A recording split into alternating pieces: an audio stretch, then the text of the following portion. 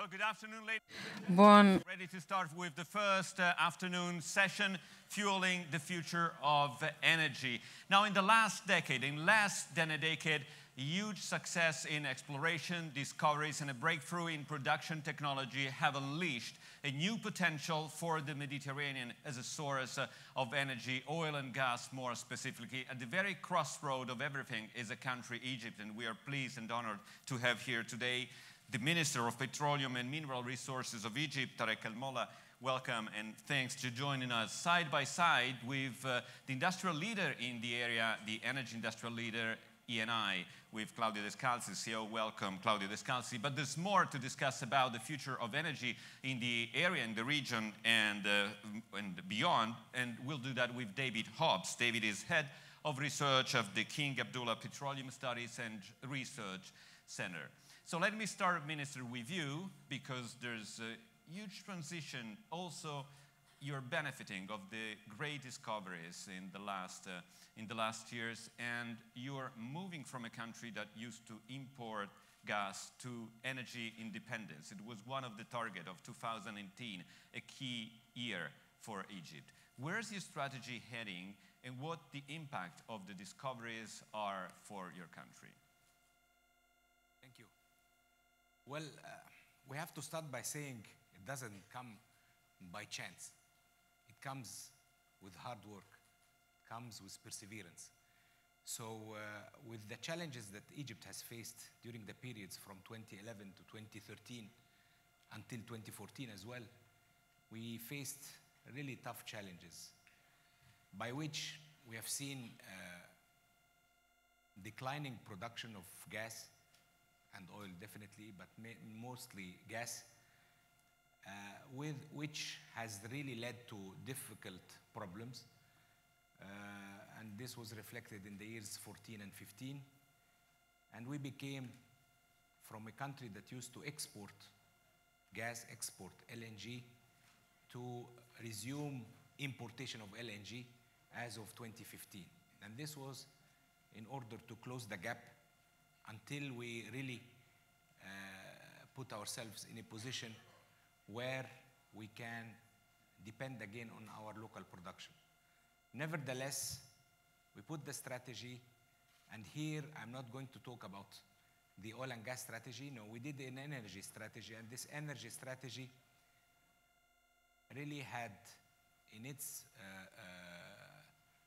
mainstream what Egypt has opted really to have the gas as the main source of our energy for the period until 2035. At the same time, this energy mix that we have selected is also targeting renewables. When we had in 2016 a percentage of 9% hydro and renewables against 91% of the energy produced from fossil fuels, we developed a strategy to reach 40% by year 2035, 40% of renewables, and the balance would be depending on fossil fuel, out of which 90% is gas. So when you see the portfolio, so it means that more than 55 to 58% of our energy strategy depends on gas. Here we started aggressively with our strategic partners, and I have to say, here is our strategic partner, Eni, and Mr. Descalzi is really an important ally and important friend to Egypt. We put together a strategy to quickly look at our potential reserves with experienced companies like Eni and BP and others. We started really to quickly focus on our potential reserves. Came the discovery of Zohr, and here, as I said, with perseverance and hard work and the commitment of the government, of our leader, our president, we did really this miracle together with Eni of having the Zohr from discovery to market in 28 months. 28 months, that means December 2017, we had the first gas coming from Zohr. With an acceleration process together with all the projects that we have in hand, we were able to reach a self-sufficiency of gas at the end of September 2018. So now we are not importing any LNG. We started slowly on trial basis to export some gas through existing infrastructure pipelines, but we will then start and resume our full-fledged exports in 2019. The idea of having the gas is really looking for not only satisfying our local market and our needs for power, industrial, households, and transportation, but also becoming, together with our neighbors, East Mediterranean gas hub. So this is, in a nutshell, a brief of the position that we have. I'll ask you more about the hub and the role that you want to play in the area. But Claudio Descalzi and I is a strategic partner of Egypt since, I think, mid of the 50s. So you know each other very well. But after these latest discoveries, something has changed. And there's an acceleration also in the importance of this. What your plans are currently and how do you see the relation with Egypt? So now Egypt became our first country in terms of production and I think also reserves. We are the first company in North Africa and in Egypt, Libya, in Algeria. Clearly in Egypt, we made a very big leap in the last 4 years. And that happened because Egypt, during the downturn with the very low prices, they tried to change their attitude, also with the new government, in terms of attracting companies. So they made a big event in Sharm el-Sheikh, and they changed the contract, they changed the gas price, and that allowed us to start exploration. Clearly, then we have a very big chance to find a giant discovery, the biggest discovery ever in the Mediterranean Sea offshore, and that clearly helped us. I think that that was really big, extraordinary, because I remember just a few years ago everybody said Egypt is finished, there is no gas, now they have to import, and there is no reserves, and now we are covering practically 75% of the Egyptian need consumptions, not just through Zohr, but also through other discovery we made in parallel, because we discovered Zohr, but we discovered also Nooros and other gas prospect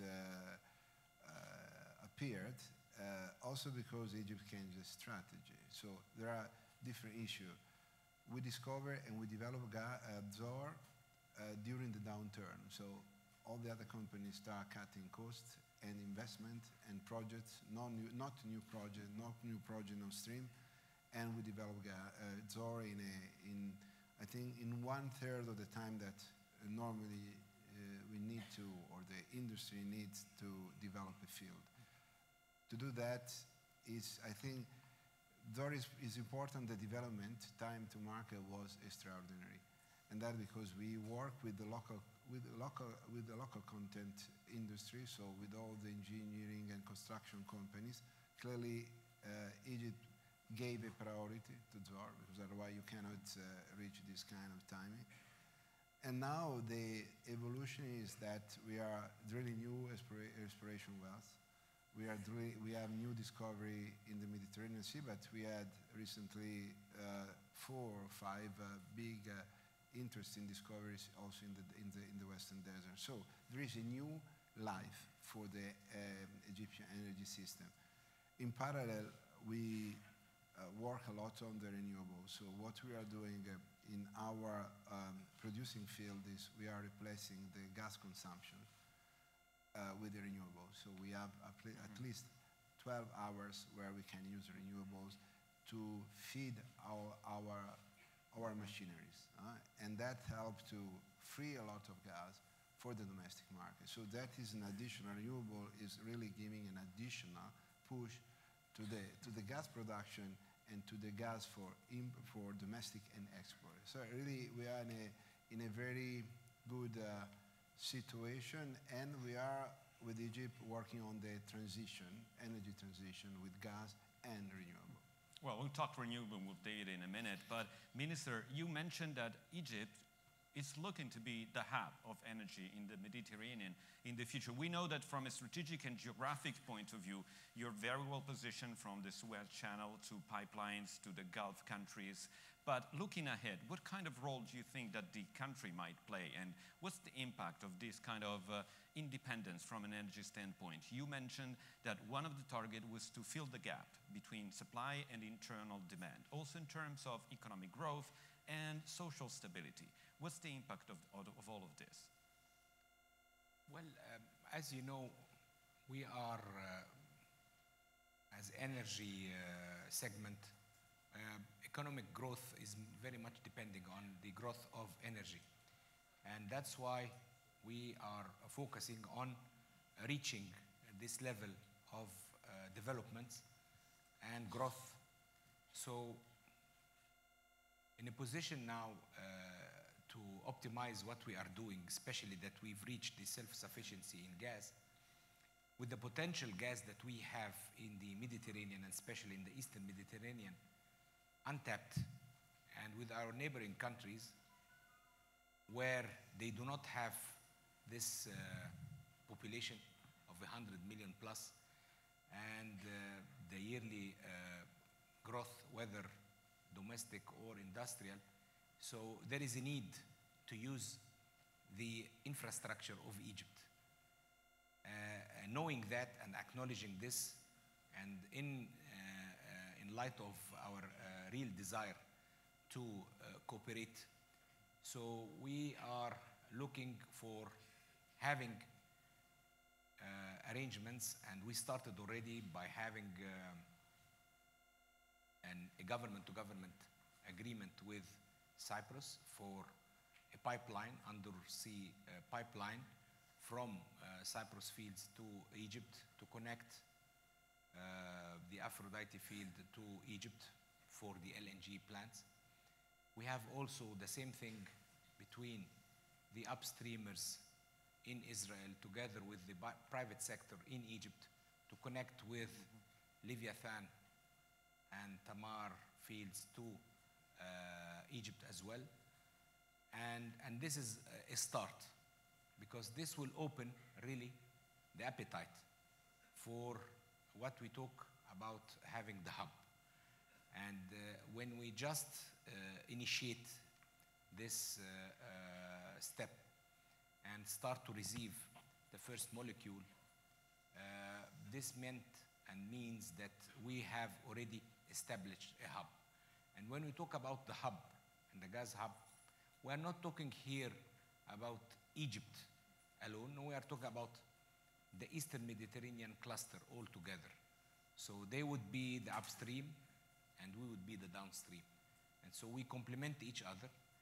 And from one side, from the other side, we in Egypt also, as part of the reforms that we are undergoing, economic reform, legislative reform as well, we had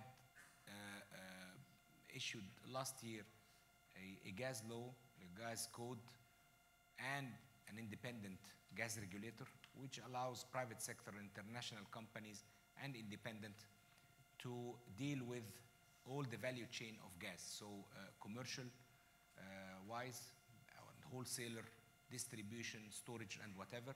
So therefore, any gas that can come to Egypt from outside of Egypt would be marketed through free trade by the code of the international or the independent gas regulator, where they can target end consumers.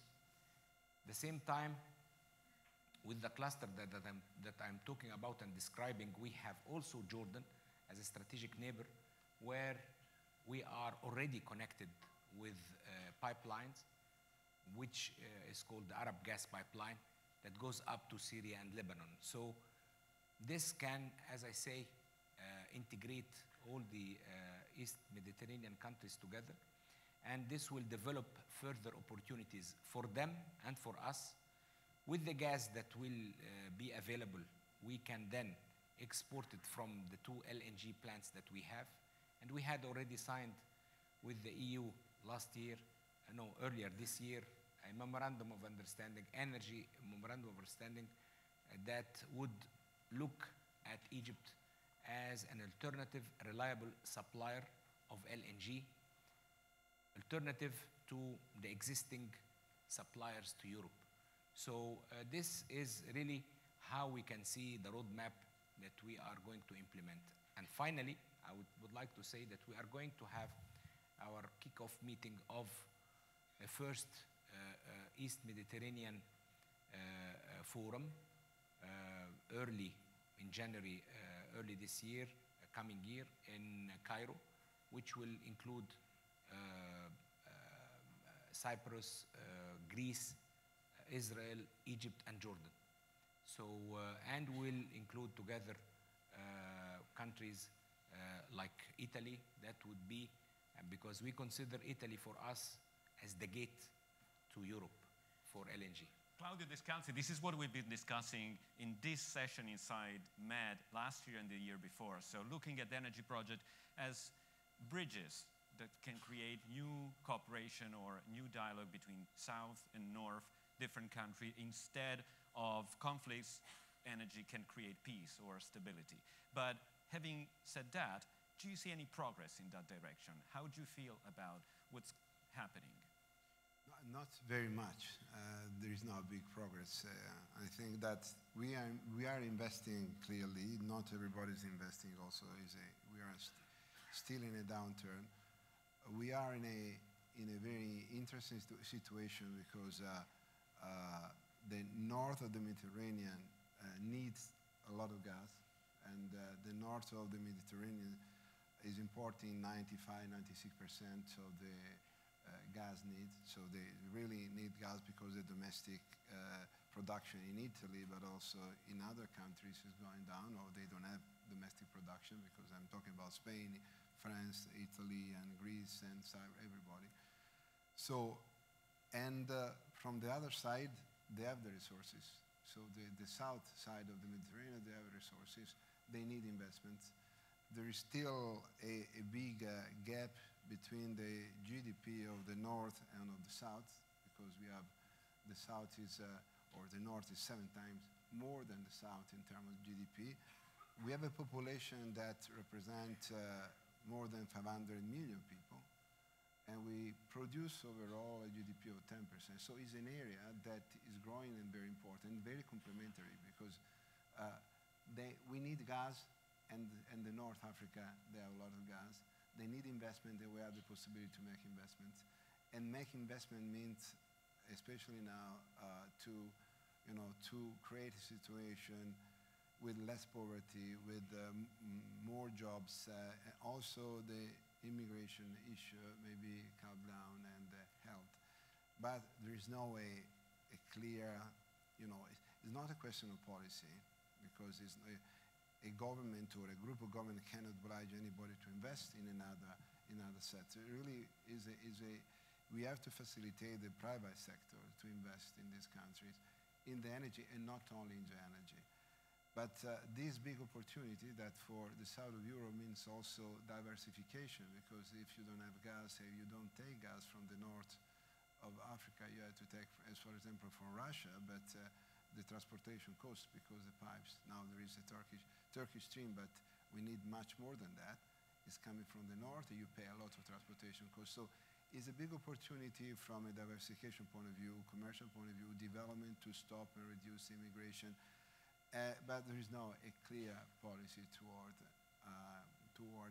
North Africa.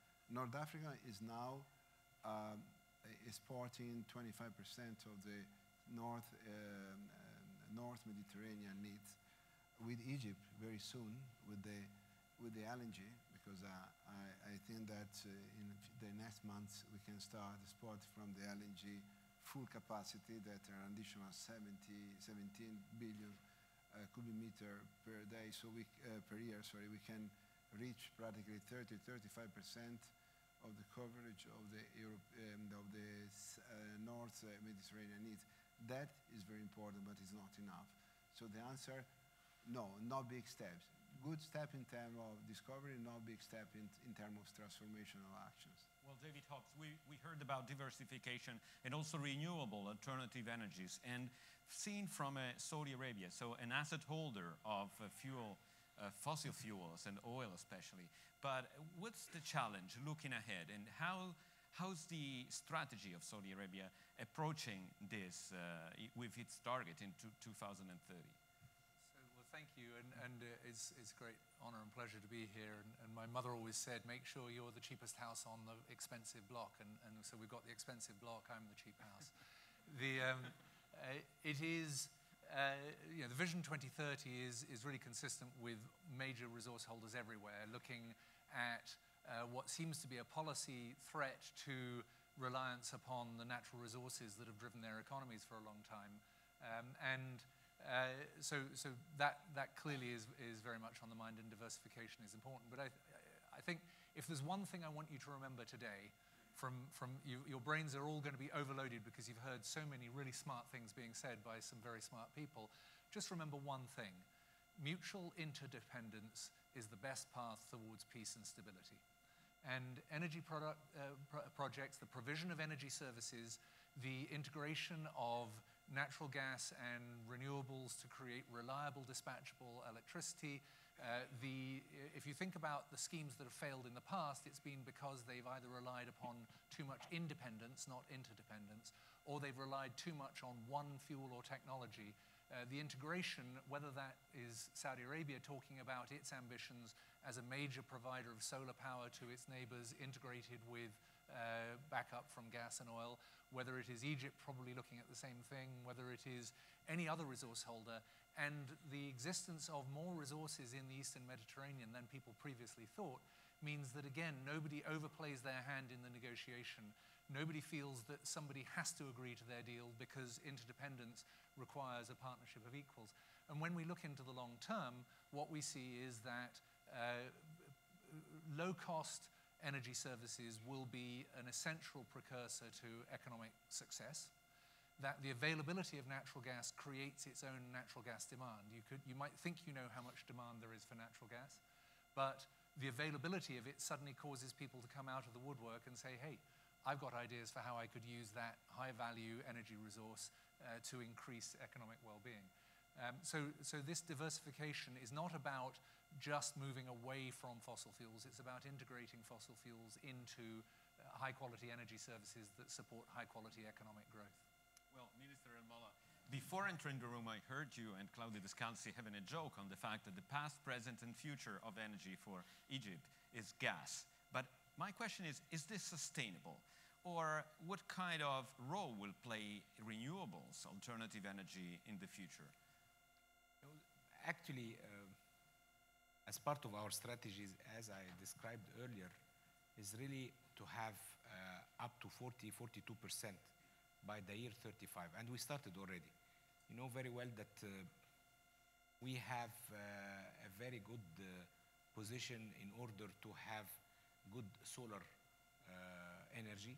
And we started already a big project for solar generation. And actually, the mix that we are going to have in the coming years will have solar as one of the biggest components of renewables, together with wind and nuclear. And actually, we started 2 years ago. It was not successful with a feed-in tariff model. Then we corrected our pathway, and lately we reissued another bid round for power generation, solar power generation, and was a successful one, and it is now under construction. And this is something that we believe it is progressing very positively, and we might reach the 40% earlier than year 2035. But at the end of the day, we can see that in our energy mix, our dependence on oil and liquids has much decreased over the last 2 years, and is going to decrease to reach only 3%, while our dependence on energy will last for longer. And I can see everywhere, and we were yesterday with an important summit, IEF and IGU in Barcelona, and all the discussions were around the sustainability of gas and versus renewables. And it is very well clear that gas is, together with the LNG, so gas is the not the transient fuel, but it is always going to be the energy of the future as well, together with renewables. And we can see that this is a global strategy and global trend.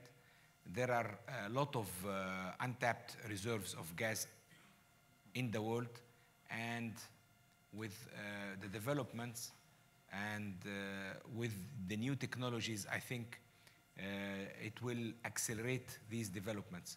So yes, again, together with renewables, the gas will be the energy that will last for long. Descalzi, in one word, is the success you're having in exploration and breakthrough in production technology reducing the urgency for you to push also on alternatives energy? How do you see this and what the minister just said? No, because we look for efficiency, and we are looking also to change our energy mix. We need to reduce our CO2 emissions or methane emissions. So we have to be very efficient in our operations. So couple the solar energy or wind energy with gas is the best way for us to reduce. Clearly, we have to do much more than that, because we have to reset all our CO2 emissions. So our aspiration is to be carbon neutral. Means that is a way to sustain also for the sustainability of gas. So you need other kind of projects, and project like the reforestation. So the natural sink is absolutely essential to be able to compensate our CO2 production. So renewable is clearly a priority for us. First of all, because we work in Africa, we work in the desert, we work in area where there is a wonderful coverage of sun, or we work in area in the North Sea or in other area where there is a very strong wind. So I think that in our future perspective, the gas, renewable, and CCUS, so the carbon capture, use and sequestration, the natural sinks or reforestation, because we are in Africa, that are priority, because I think that a company like us that is so engaged in North Africa, Sub-Saharan Africa, Middle East, we need really to reach a carbon neutrality, and the renewable is the only way to reach it. David, please. Well, look, renewables with plentiful policy support in the past have come down in cost to a point where in many parts of the world, and often overlapping with where ENI operates, have become the lowest cost source of energy, but not necessarily the lowest cost source of energy services. Intermittency, seasonal variation, storage, these are the areas where natural gas will naturally fit in. But it's really important to understand, if you have a product that gets cheaper and better, there will be more demand for it than there was before. And so it's not a question of, is natural gas and the big discoveries in Egypt and elsewhere reducing the urgency for development of renewables? We need it all, because the amount of energy that you need to support a global economy that is big enough to satisfy the well-being aspirations of developing Africa, developing Asia, is far greater than anyone really dares to put their finger on. If you think about how people predict the future, they're often constrained by how brave they're prepared to be against people saying, oh, but you're crazy, you're a dreamer. But the truth is, if we have lower cost energy resources, And renewables is putting a cap on the price of the rent in oil and gas, and as a result, all energy is going to be cheaper in relative terms in the future. There will be more demand for it. And as Claudio says, there will be a need for sustainability, and that means CCUS or other ways of offsetting the carbon emissions. It's natural gas with unmitigated emissions is not going to be viable. Natural gas supporting the greater involvement of renewables in the energy mix and with CCUS is a long-term part of a low-cost energy future that's sustainable. Claudio Descalzi, let me get back to one of the points that the minister made at the beginning of the session. So sounds like he's got high expectation in the role that Italy might play in the future in the area and in energy space, more specifically. How do you see this and what Italy can do in realistic terms? So that is coming from, first of all, the big discovery Egypt made. So that means that Egypt can export gas.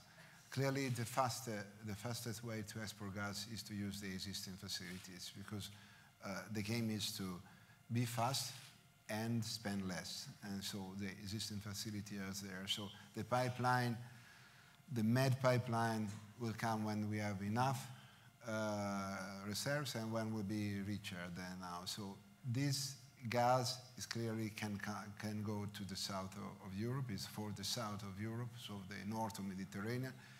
And Italy can play a role in this game. Why? Because Italy has a big spare capacity. We have a transportation capacity or a storage capacity of about 110, 120 billion cubic meter per year. We are consuming 72, means that there is 40, 50 billion that we can get and send to the north of Italy to give more diversification. Spain is the same. They are consuming 32 billion cubic meter and they have a capacity of 125. So the south of Europe has two big hubs, one in Italy, one in Spain, to give an alternative to Europe in terms of gas needs. So I think that will be the future. So using the existing facility in terms of import in the south of Europe, using the export facility that Egypt has, that Libya has, and that Algeria has. Minister, it would be infrastructure the key of the future? Definitely. I mean, when you talk about a commodity or an important source of energy like gas or LNG, so you need to be fast and you need to be less expensive in order to compete. So rightly said that since we have the existing infrastructure, so we can capitalize on that. And longer term, I would say any other project would go, like the pipelines and whatever. But at the same time, if you have an infrastructure that can be also increased and you can increase the capacity of the LNG plants, it depends all about how you can develop the discoveries and the gas discoveries development faster than anticipated. Because if we just talk and we keep the reserves under sea and underwater, nothing will happen. So, and again, I have here to highlight our success story again of what happened in Zohr. And I think that what we've done together with ENI and Egypt to demonstrate to the whole world that if there is a will, there is a way. So when we talk about an important project like Zohr, discovery 200 kilometers offshore with important deep offshore to be developed only in 28 months, here comes the role model, and here comes the idea of developing other fields. What we are trying to tell other countries and other international oil companies, that you can do it, and then you can enjoy and monetize your gas by doing the project quickly. And we can help you doing this with the existing infrastructure that we are speaking about. There is no need to talk about future while you did not start. I mean, talks wouldn't get results we need to walk the talk rather than just talking. Well, ladies and gentlemen, we have to wrap it up a bit, but before we leave you go, you know, it's Friday. It's not a normal Friday. It sounds like it's Black Friday also for black gold. You buy 1 barrel, you get 2. You know, in a month, prices went down 20%. Normally, Thanksgiving week is a very lazy, low volume, low volatility week. We've seen none of this. And, you know, today prices at the lowest level of 2018. We might discuss, but there's no time for discussion for the reasons why. The darkness outlook and many, many different reasons, output. But how do you feel about these level of prices that in a few weeks has completely changed? Descalzi. No, it's clear that we don't like this volatility. If we have 60 and we have 60 steady, we can make all our projects looking at the 60 because we have $60 per barrel, I mean. Because we have to invest for the next 30 years and we have to invest 10, 15 billion, I don't know. Zohr is a 12 billion project. With this big investment and exposure, we don't like this big volatility, but we are in a volatile situation, we know very well. It's not an issue of demand and supply. We don't have supply, we have a growing demand, especially in non-OECD country. What we are living and we're passing through is just geopolitics. That's just geopolitics, and that's all. So when it's just geopolitics and we are going to have a scarcity in the supply, the physical issue became strong, and there is no speculation or any kind of geopolitical agreement to stop it. So what I'm saying is temporary. So we don't believe in a situation like that where there is a very strong demand in the developing country, non-OECD country, and no project, no investment, and there is a lack of supply and a big depletion in all the field, and the increasing gas demand in all the Southeast Asia and also in Europe. So I think that's temporary. It's maybe disturbing, but it's not a big issue. Geopolitics currently goes through also tweets. I'm going to read you just a line. Oil prices getting lower, great, exclamation mark, like a big tax cut for America and the world. Enjoy 54 was just 82. Thank you, Saudi Arabia, but let's go lower. This is a tweet, you can imagine who sent it just a few days ago. He is the tweeter-on-chief, the chief of the tweeters. David. I'm not convinced that the US Constitution accepts the legislative power of tweets yet. And of course, you know, I come from Britain originally, and so we understand leadership is identifying which direction the crowd is running and going to the front and saying, follow me. So to be honest with you, I very much doubt that the oil markets are particularly moved by the tweets of anybody in a predictable direction. The market is adequately supplied right now. It has the ability to respond to shocks both in terms of supply and demand. What we've seen with the sanctions coming on, everyone predicted that we would have Armageddon and prices going through the roof, and what we've seen is that the market has responded. It's amazing. Exactly. No, but it is absolutely amazing how supply, demand, and price have a way of allocating resources in an efficient way. And if any of the four of us, let alone anyone else in this room, was able to predict what direction the market would move on the back of a tweet, then we wouldn't be sitting in this room. We'd be phoning it in by satellite from our major yacht somewhere in the Caribbean. Minister El Molla, your last word, and you think that the next OPEC meeting on December the 6th will be able to change the situation in a way, or how do you feel about this? Well, I have to say a statement before that we are not an OPEC member, so you have don't quote me on that. So neither a non-OPEC nor an OPEC country, but I think that it will work around the 60s, and perhaps next year we'll see a little bit above the 70s. But this is where everybody would be happy, which is the balance between the supplier and the consumers, where below 60, actually, we can see that IOCs will not invest much. More than that, we start seeing inflation, and people are really suffering from extremely higher prices of commodities. So, I mean, the range in the 60s up to 70 is the one.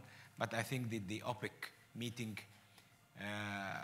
would be like one of their normal meetings they are going to set for next year. All right, I Thank know you. you do not love talking prices in details, but thanks for this because they are crucial for the future of the energy industry. Thanks again. Let's make a round of applause to the speakers. Thank you, Minister. Thank you. Thank you. Grazie. Thank you.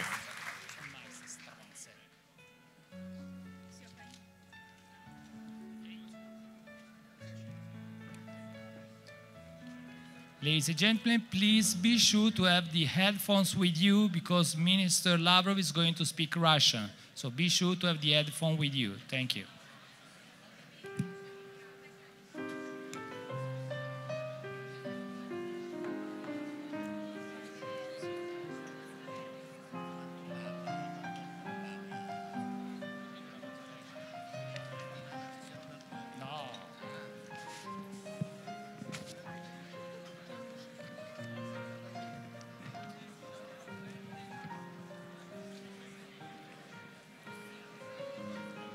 Abbiamo fatto impazzire un po' con la tempistica, avanti e indietro, scusa. Spero di aver capito bene Hai capito l'ultimo segnale. hai capito perfettamente, hai capito.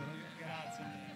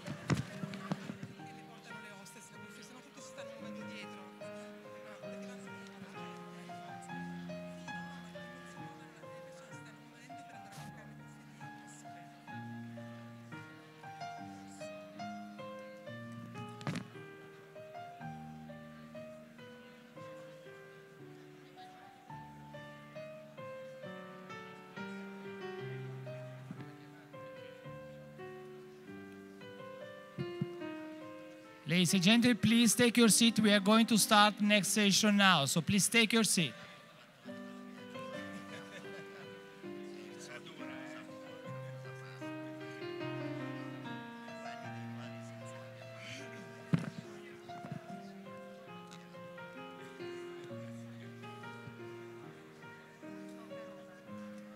Scusate, qualcuno riesce a dire a Mario?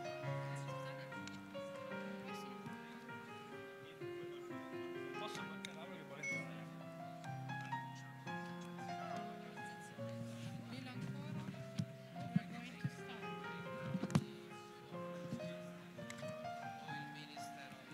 Ladies and gentlemen, please take your seat. We are starting right now. You're kindly invited to take your seat now, please. Thank you. Take your seat.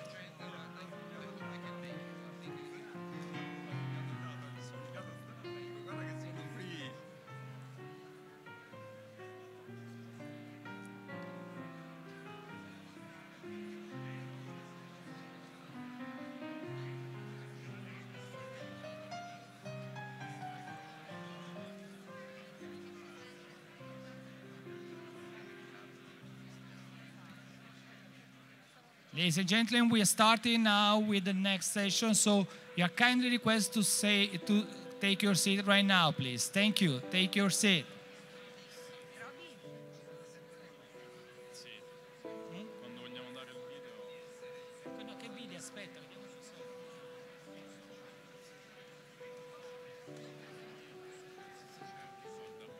Aspetta, appena.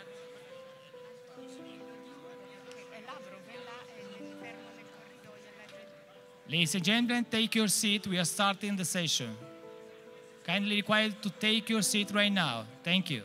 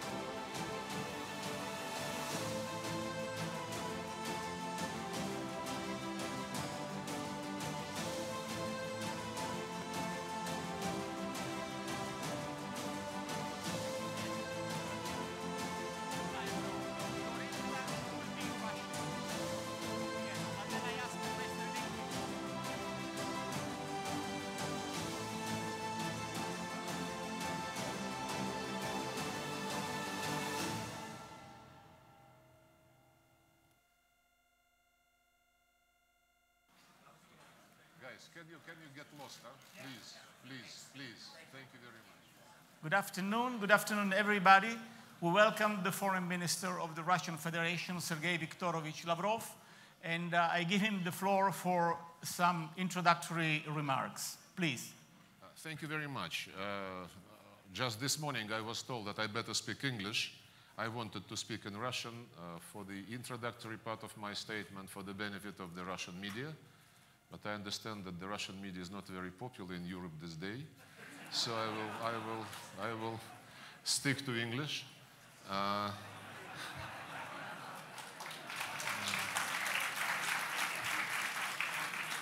First of all, thank you very much for inviting me once again, which means that we still have something to discuss. It's encouraging. I believe that the Mediterranean dialogue, the meetings in this format are very much in demand. The Mediterranean, which is a cradle of world civilizations and world religions, is now a huge hotbed of international tension, the source of very, very dangerous challenges, including terrorism, drug trafficking, illegal migration, other forms of organized crime. And certainly we are very, very much concerned by very fast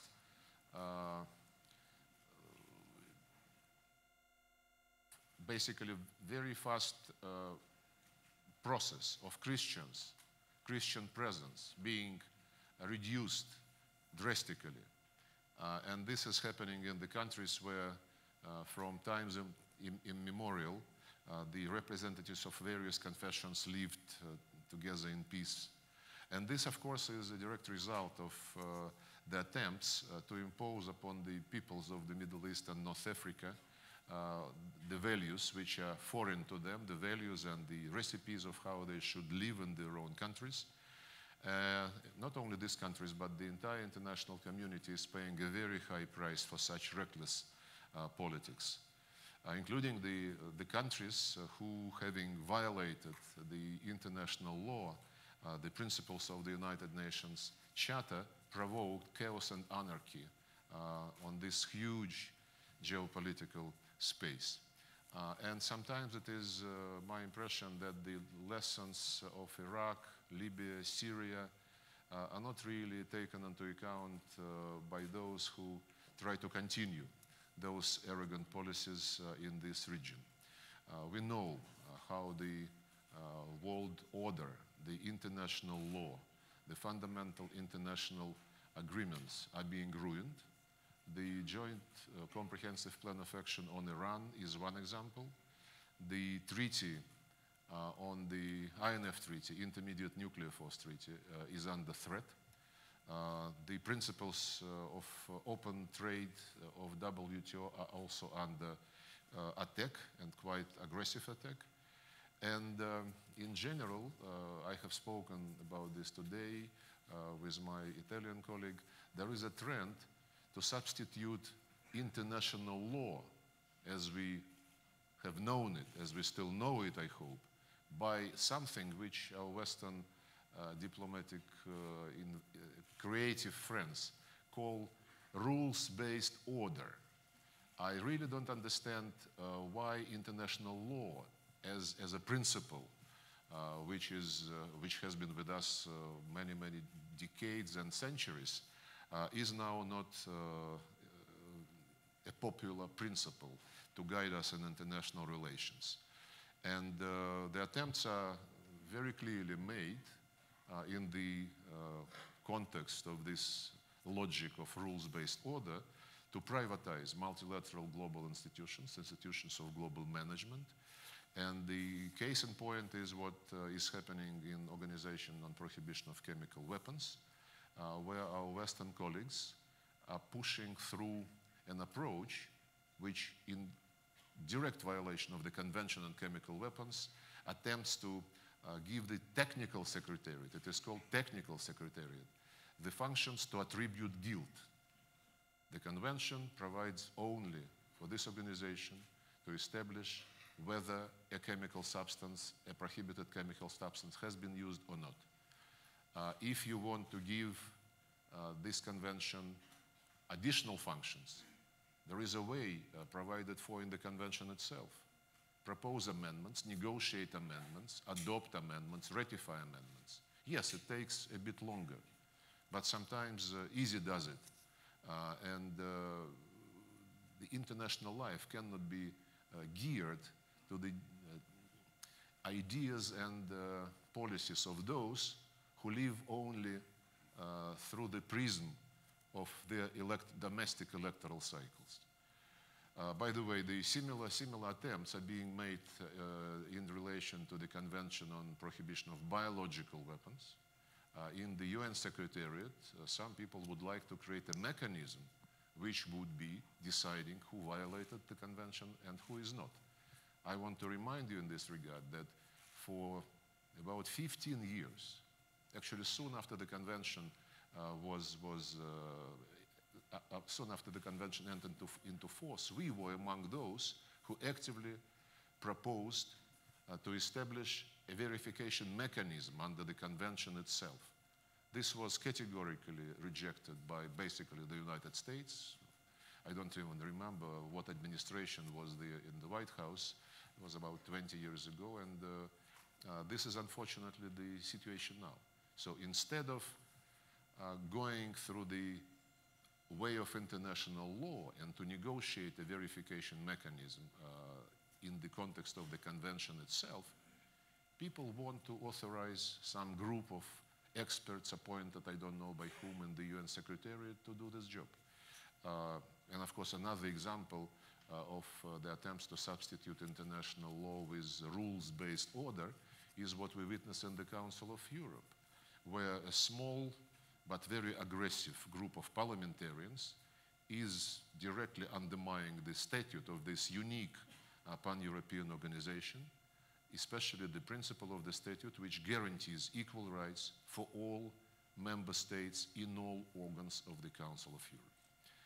And maybe we were not listening too well 4 years ago, even more than 4 years ago, in March 2014, Anders Fogh Rasmussen, who was at that time Secretary General of NATO, he stated that the unified will of the members of NATO is extremely powerful source of international political legitimacy.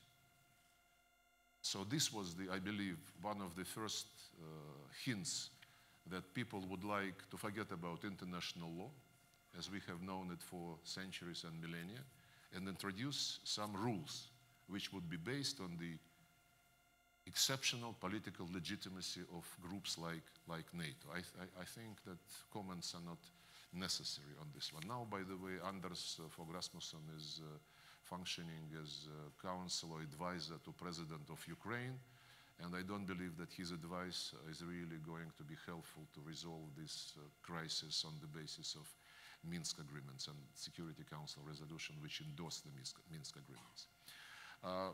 Then there is another one in line with this issue between international law and rules-based order.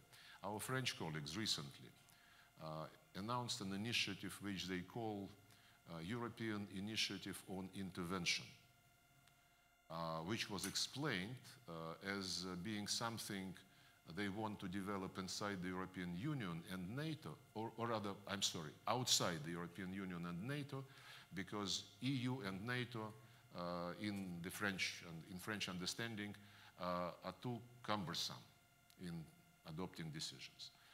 So we are still asking our French colleagues what do they mean actually, and how this initiative, European intervention initiative, how it relates to the international law, whether we can see the situation when one more instrument of surgical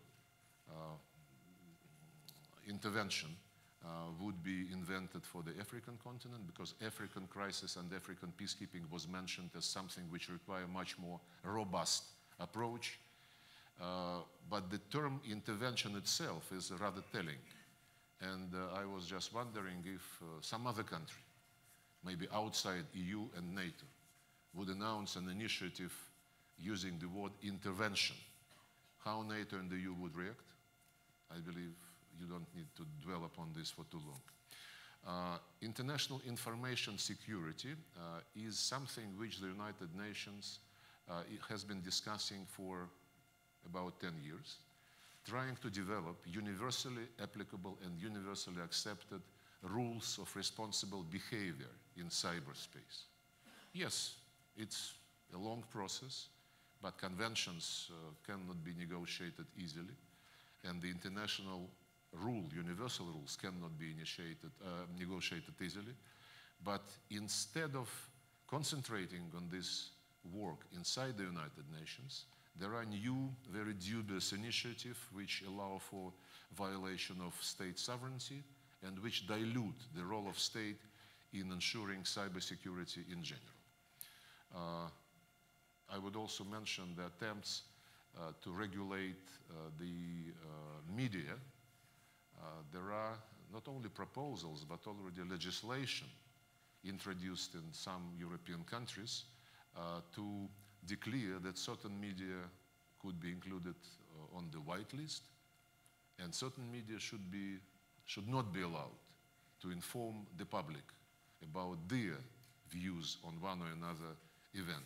I don't believe it is very democratic, frankly, and don't believe this is in line with the principle which has been proclaimed in early 1990s by OSCE, which demands that the media and the public must have unlimited access to information. That was international law, of course. The ideas to blacklist and whitelist media outlets is a rule on which they want to base new order. So we are close to a situation when we have to really say very firm no to the attempts to revise and fragment international law. The realities of the 21st century demand to come back to the basics, to the United Nations Charter without any dubious interpretations, and they demand us to come back to the restoration of the central role of the United Nations as the only universal organ of managing international relations, with the Security Council being the organ responsible for international peace and security. We have to get rid of the inertia and of the initiative which are rooted in the 19th century colonial and imperialist philosophy. Because otherwise it would be impossible to try to resolve the crisis and conflicts in the Mediterranean region. Only on the basis of international law we can resolve the situation in Syria, where the resolution of the Security Council 2254 is the very solid foundation. And in a nutshell, it demands that everything must be done by the Syrians themselves on the basis of mutual consent between the government and the opposition.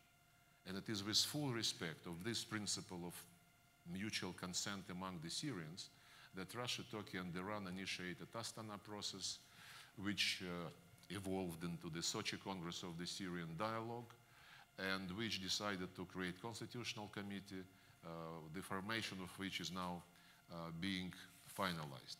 It's also only on the basis of international law that we can resolve the crisis in Libya, which was ruined by NATO bombings in gross violation of the Security Council resolution.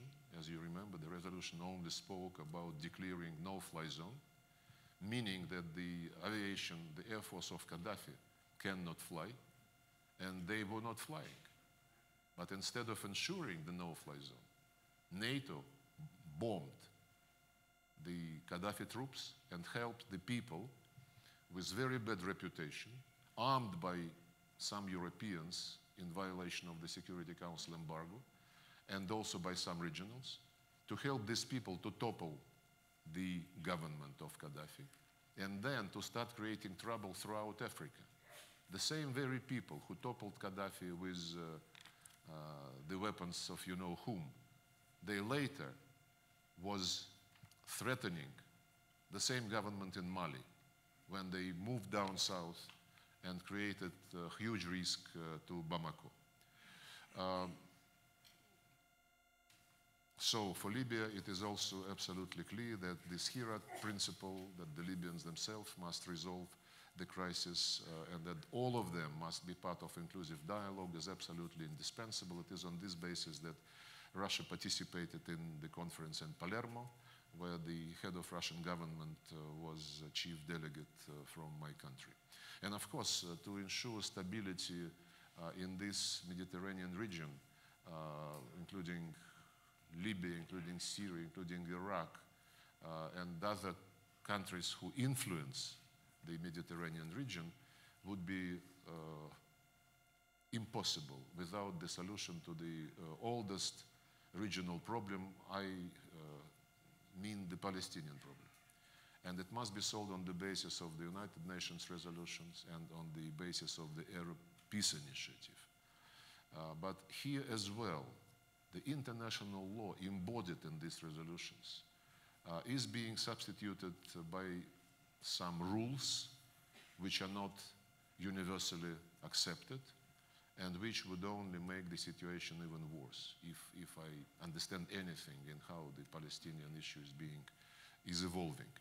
Russia would continue to support the efforts, including the efforts of Egypt, to help Palestinian reconciliation between Ramallah and Gaza, and we would certainly be supportive of the need to restore the direct dialogue between Palestinians and Israelis, and we reaffirm our proposal made a couple of years ago to host a meeting between the leaders of Palestine and Israel in Russia without any preconditions.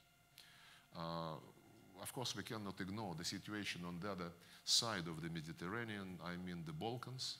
The countries of the region are being pulled into NATO without trying to ask the people whether they want this or not. The referendum as a means of direct democratic statements by the people are not really popular.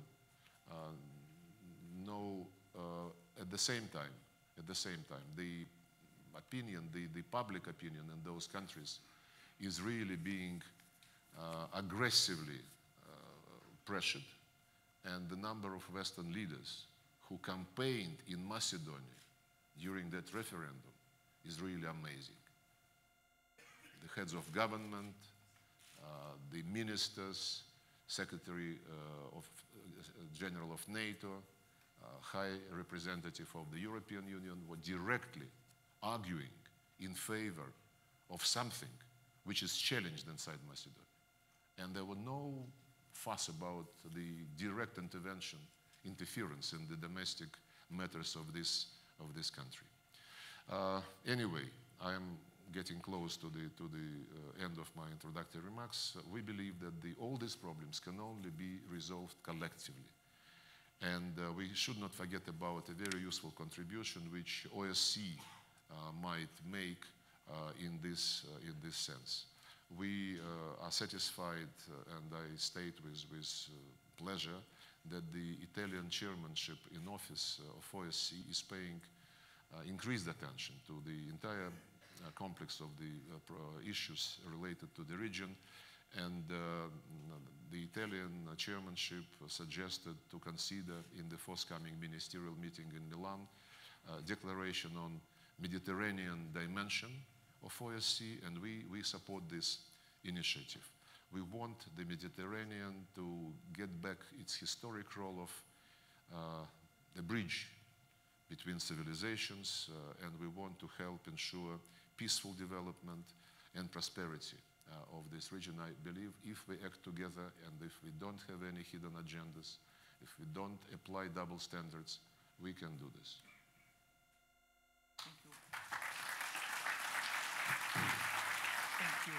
Thank you, Sergei, for this introduction. It's all-encompassing introduction. And I would take the privilege of moderating this podium by asking a couple of questions, and then I would give the floor to some questions, to some other questions. Now, you mentioned Libya. The recent conference in Palermo marked the progress in the efforts to stabilize the country. My question to you is what Russia can and is ready to do to help to stabilize the situation. What role do you want to play in the future of Libya? And are you considering a military presence like in Syria? On the last one, of course, you should make a difference. In Syria, we are there on the basis of the request from legitimate government, member of the United Nations, unlike some other participants of the situation in Syria. On what we can do for the Libyan settlement, we are not claiming that we want or can play a leading role. It's for the Libyans themselves to agree on how they want to get out of this mess. From the very beginning of this crisis, though, we have been talking to all Libyan figures, both in Tripoli, in Tobruk, and elsewhere. And this was not actually what some other external actors were doing. Some of them were putting their support on one Libyan group, some on the other group. We thought this was not right. And we have been, just like in Syria, by the way, we are talking to everybody in Syria, except ISIL, of course. And just like in Yemen, we talk to everybody. And I am gratified that these days, the approach by other important outside players is the same one as we believe should be applied, namely that people understand the need to have an inclusive dialogue on Libya among the Libyans themselves. The efforts by France in May was a step in the same direction, and now Palermo conference made another step, bringing together the key figures. So I think this is the only way, and I already mentioned that I don't believe in any artificial deadlines, be it on Libya, be it on Syria. Nobody says, let's have a deadline on the Palestinian issue, right? But somehow on Libya, people might try to set a deadline. On Syria, our good friend Staffan de Mistura is being pressured to announce a deadline and to say this is it. Why? The substance is much more important than artificial deadlines. So we're not pretending to know everything about Libya. We're not pretending to play a key role. We support the efforts of the neighbor states, Egypt, Algeria. We believe that they should be encouraged. And of course, the United Nations, the Special Envoy Salame has the ideas which I believe go in the right direction. They certainly require fine-tuning on the basis of the specific attitude of various Libyan players. And certainly the Arab League could be very much important in helping to resolve this crisis, just like the Syrian crisis for that matter. I believe it was a mistake of the Arab League to expel Syria from its ranks. And now I sense the understanding among the Arabs that Syria must be brought back to the Arab family. But I see your point of not putting or setting artificial deadlines. But on the other side, if you don't set the deadlines, the crisis can go endlessly. I mean, like in Syria, I think the last deadline for which Staffan de Mistura insisted was the Constitutional Committee, if I'm not wrong. If you don't have this Constitutional Committee, how can you go out of the crisis? So there must be a way of putting a kind of pressure on the actors, namely on the Syrian government. Gently, putting pressure gently. And Staffan is a facilitator. The resolution clearly says that there must be Syrian-owned, Syrian-led process. Until the Sochi Congress in January this year, nobody was talking about any deadlines. The Geneva process was non-existent for 10 months before, in December 2016, Russia, Turkey, and Iran initiated the Astana process. And the process was for the first time organized the way which provided for the government and the armed opposition to sit down at the same table. I discussed this thing with my Saudi colleague, he said this is an absolutely right approach, because it is much more important and productive to talk directly to the people who fight you on the ground.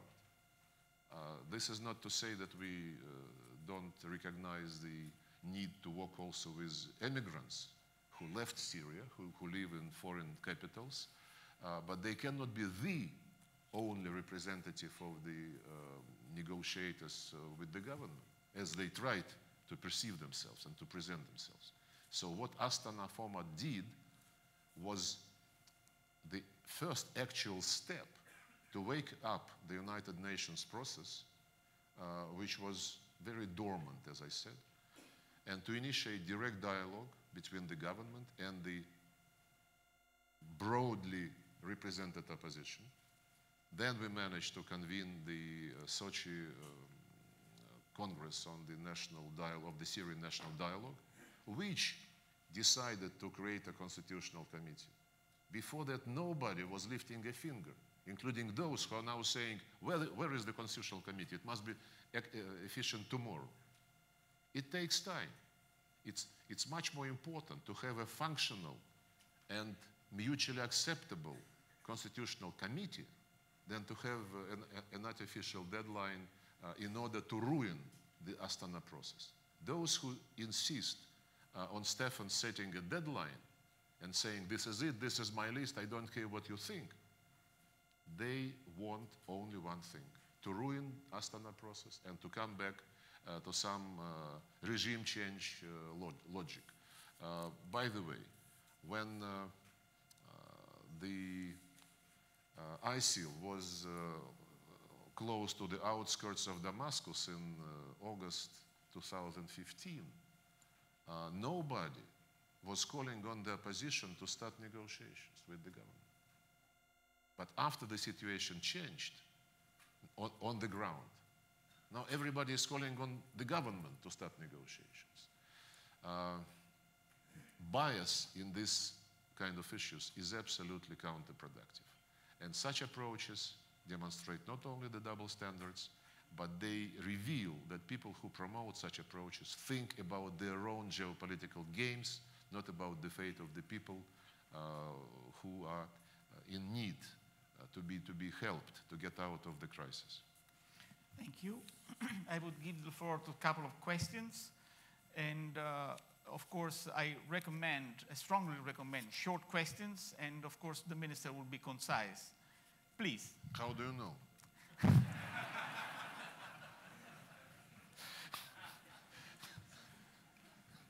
So, Youssef Sharif from Tunisia. Mr. Lavrov, whenever I hear you or when I hear Russian decision makers, there is always the stress on the need to support the states in the region and that the state is the primordial thing. But my question is, what's the rationale of having states if they kill and torture and imprison thousands of their own populations? What's the rationale of keeping these kind of states? And this goes to my second quick question. No, that was about which country? In the region in general, that Syria, or I mean, the policy of supporting the state instead of supporting populations or civil society and so on. And now that you're one of the most respected countries in the region, can you ask your friends in the region to be slightly less violent to their own population? Thank you. What was that? It's very bad acoustic. Who should be a bit less violent? Well, the countries like Syria and the regimes in the region in general. Supporting the state versus supporting the population.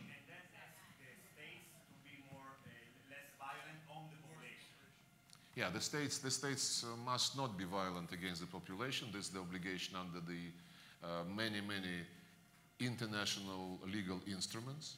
And I hope these legal instruments would not be substituted by those who want to forget about international law and to introduce rules-based order, not really understanding that others do not believe in the rules imposed upon them. There were attempts in the past, not once, to impose your own rule.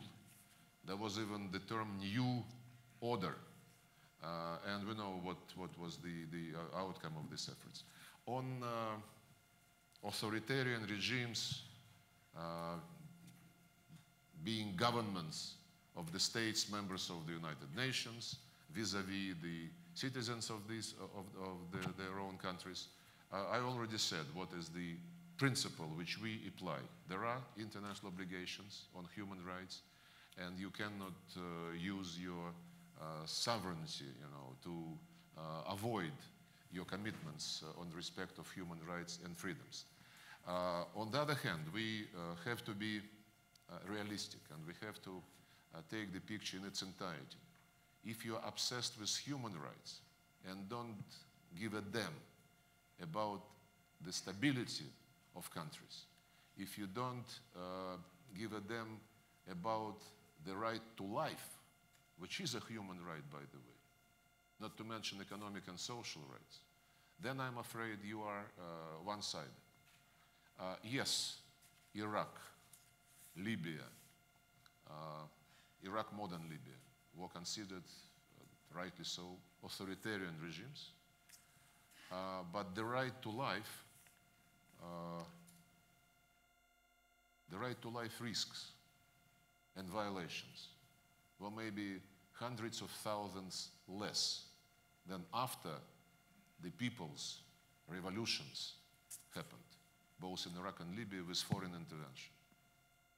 Ask the Libyans how they used to live. Ask about the educational rights. Ask about the economic situation which they enjoyed. They will tell you. So you cannot say, forget about anything, bring freedom to the people. And you cannot say, forget about human rights and be respectful to any government which is sitting in the capital of a country. So you were concise, indeed. Please, I see there in the center, right. Mr. Minister, Saudi Arabia, but particularly Mohammed bin Salman, has been in the news in recent times, but not for the good reasons. And now, like as a Russia, would you support an international investigation to find out exactly what had happened to the murder of the Jamal Khashoggi? Not what had happened, but who ordered it, because the convention right now, the major argument and the initial results suggest that it was a state section and it was Mohammed bin Salman directly involved.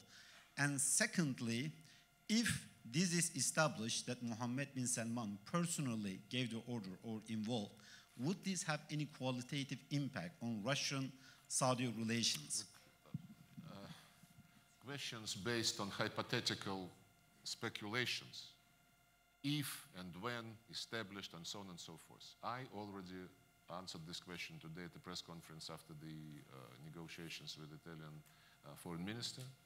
We take note that the Saudi investigation continues. We take note that they cooperate with the Turkish authorities, and we want this investigation, the results of this investigation, to be presented. To speculate what happens next is not my business, frankly. I told you that we are waiting for the results of Saudi investigation in cooperation with the Turkish authorities. If you have some other ideas, it's your right. We prefer to respect the principle of subsidiarity, which is applicable to any legal situation in the world. Hi, Maha Yahya, Director of the Carnegie Middle East Center in Beirut. My question is very quick. Will Russia continue to support Bashar al-Assad if his continued presence in power is going to block reconstruction? And then as a quick follow-up, do you see eye to eye with Iran on this? What was the second one? Will Russia continue to support Bashar al-Assad if his presence in power will block reconstruction? And the follow-up was quickly, do you see eye to eye with Iran on this issue? Well, I don't think there is any pair of two countries which see eye to eye on one or another issue, on anything for that matter. This is true for Russia, for Iran, for Turkey. We all have our presence in Syria. We have created a platform which we call Astana process. in spite of the fact that we don't have 100% the same positions, absolutely. But we united for the sake of the Syrian people, not for the sake of playing any geopolitical games. We want Syria to be calm, to be stable. The borders of Syria we want to be secure so that nobody of its neighbors feels uncomfortable. On Bashar al-Assad, we repeatedly stated that we are not supporting any political figure in Syria. We respect Security Council resolution, we respect Geneva Communique of June 2012, where it is clearly stated that the process must be Syrian-led and Syrian-owned, and that only the people of Syria can decide the fate of their own country. And the method of such decision to be taken is embodied in the resolution itself: elections, constitution, and then elections. And it will be for the Syrian people to decide whether they want somebody to stay, whether they want somebody to go, whether they want somebody to come. As regards the link between Bashar Assad staying in power and the outside assistance, I just wanted to quote something which basically you pronounced. The State Department recently made an official statement that, and you know, of course, that the Americans repeatedly confirmed that the only purpose for them to stay in Libya is to eliminate the remnants of ISIL. So the State Department stated a couple of days ago the following: to defeat ISIL, it is necessary to stop Iranian influence in Syria, and there must be, to defeat ISIL, there must be radical changes in the Syrian regime and in the role of Iran. In other words, the United States justify their presence in Iran by the need to fight ISIL, and they say that it is impossible to defeat ISIL as long as Bashar Assad and Iran are there. It's a very weird logic, I would say, and I hope you don't share it. And I hope everybody is committed to the principle of the Syrian people themselves deciding the fate of their country through elections, observed by the United Nations, mind you. You finished? I try to be concise.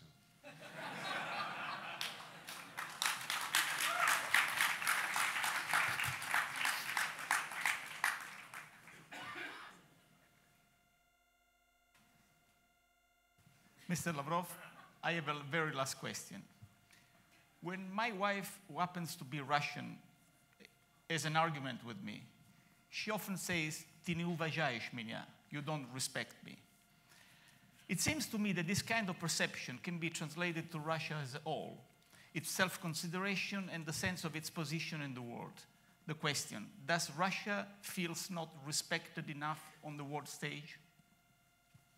I wouldn't say so. I would say that maybe, you know, there is another Russian saying. You are afraid of me, then you respect me.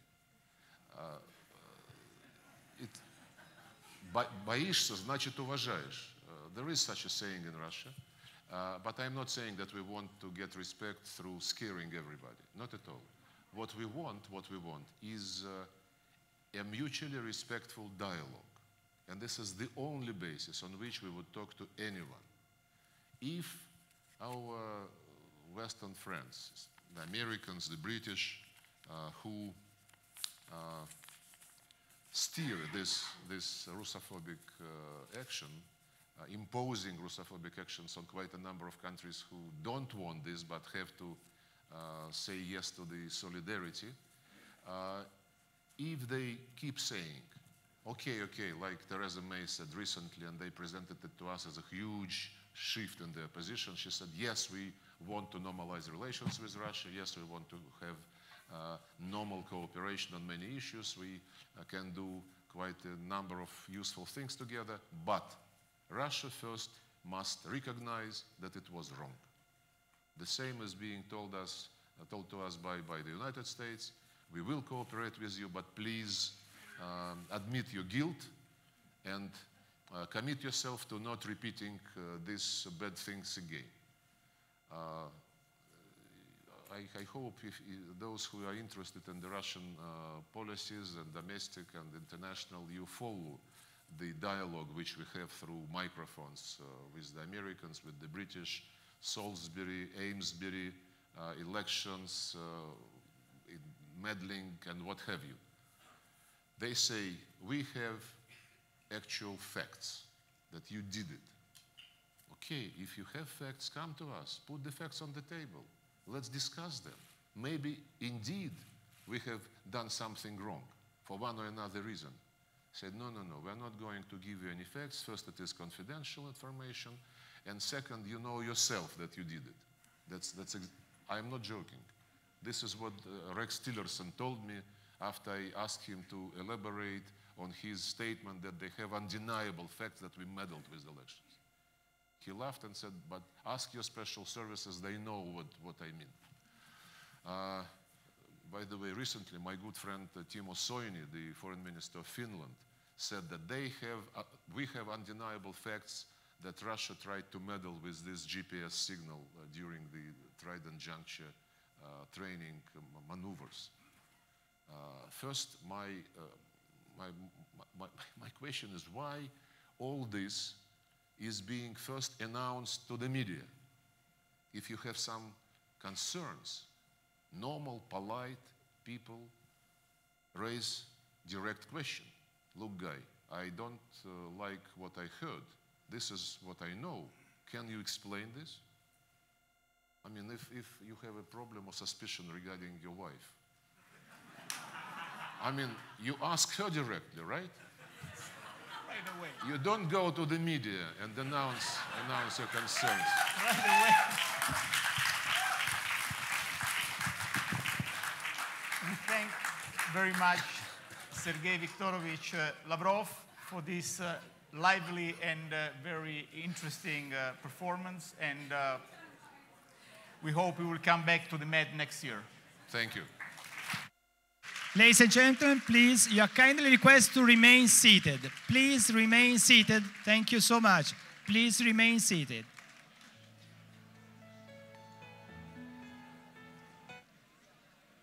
Kindly request to remain seated, please.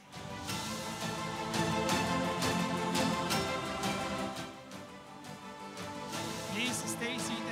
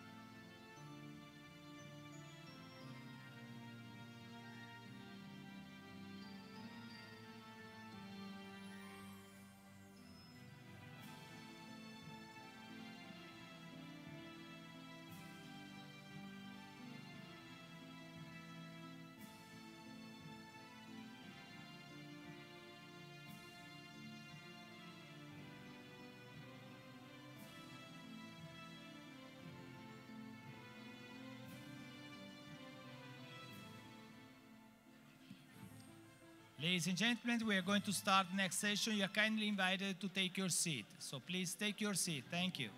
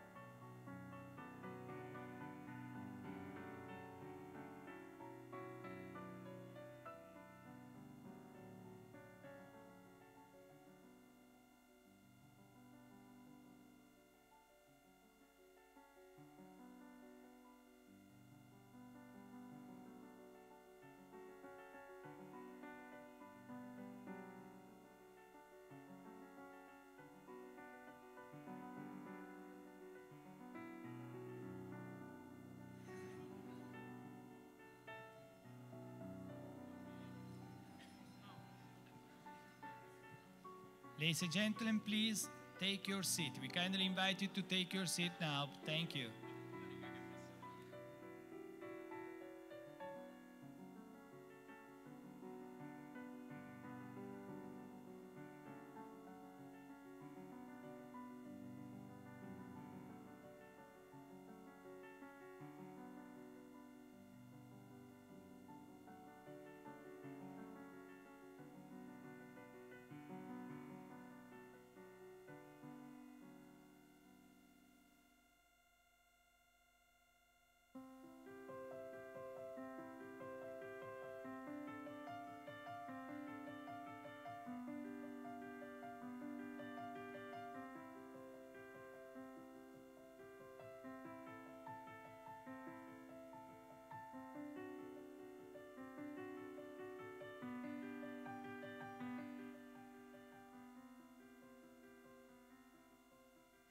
We are starting right now, so please take your seat. Thank you.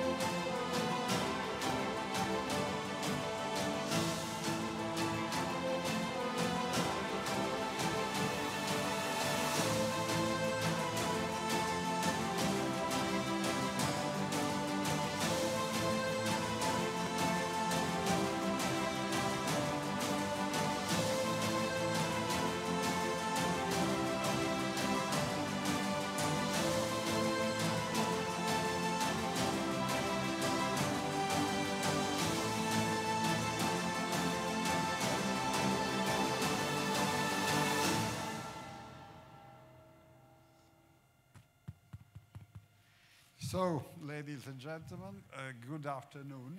I must say that as chairman of ISPI, I might suggest my people to change a bit the music because it sounds very dramatic. I understand that we are in turmoil, but after all, no? So this is the third meeting, the third panel in this series of shared prosperity. We considered investments, we considered energy, all under the, with the sort of a red line, a sort of fil rouge, that is the imperative of growth. Growth is an elusive concept on the two shores of Mediterranean, unfortunately. This panel in particular is dedicated to the role of technology. I would maybe try to make 2 rounds of questions. The first round of questions would be more specific, and then a second round of questions, if time will allow, with a more cross-cutting question about really what kind of global framework for growth we could envisage in the region, sort of a wrap-up of all the shared prosperity thematics in MED. So my first question will be, we have a panel, very qualified panel that is, we have Alessandro Profumo, who is the Chief Executive Officer of Leonardo, General Allen, whose CV is sort of an envy for all kind of military and diplomats around the world. And at present, he is president of Brookings Institution. Mr. Marwan Hayek, who is president CEO of Alpha Mobile in Lebanon. And Herr Andreas Schwer, who is CEO of Saudi Arabia Military Industries. So once again, like in the previous panel, a German lent to the Saudis. I mean, so this is also quite an interesting thing to observe. So I turn maybe first to Alessandro Profumo with a very simple question, because you are sitting on a maybe the most technological group in Italy, industrial group in Italy. In your opinion, how can technology contribute to economic development and security in the Mediterranean area? First of all, many thanks, Giampiero, for the question. I clearly am embarrassed a little bit to talk under the control of General Allen, who is an incredible expert of such topics for a direct experience and for the work he's doing today, but I'll try to do my best being a former banker.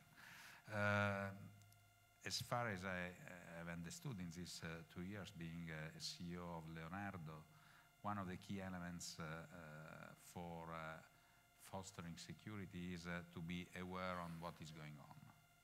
And to be aware means to have the information on what's happening in different areas of the geographical field in which you are based, in this case the Mediterranean, but not only, shall we think to North Africa and to other countries who are on the shore of the Mediterranean Sea, to connect and to transform this data and information, and through that to ensure the capability of keeping security in the area. So I think that technology in this perspective is key, because we can start from the satellite observation to move to drones and unmanned systems that are key in order to oversee a different field or a very large area of the sea and the North African countries. Then, thanks to this awareness, again, you can ensure security, and you can work as well in terms of cooperation with this country. So I think that the word awareness, security, cooperation are the base for growth. What does mean cooperation? It means as well the capability of joining forces and export technology. I think that Andreas will talk of that. SAMI is really based, but I don't want to talk for Andrea, on creating capabilities in Saudi with a joint venture with other partners in order to develop the internal market, but external market as well. So, and I think that technology is always the key element at the base of such kind of discussion.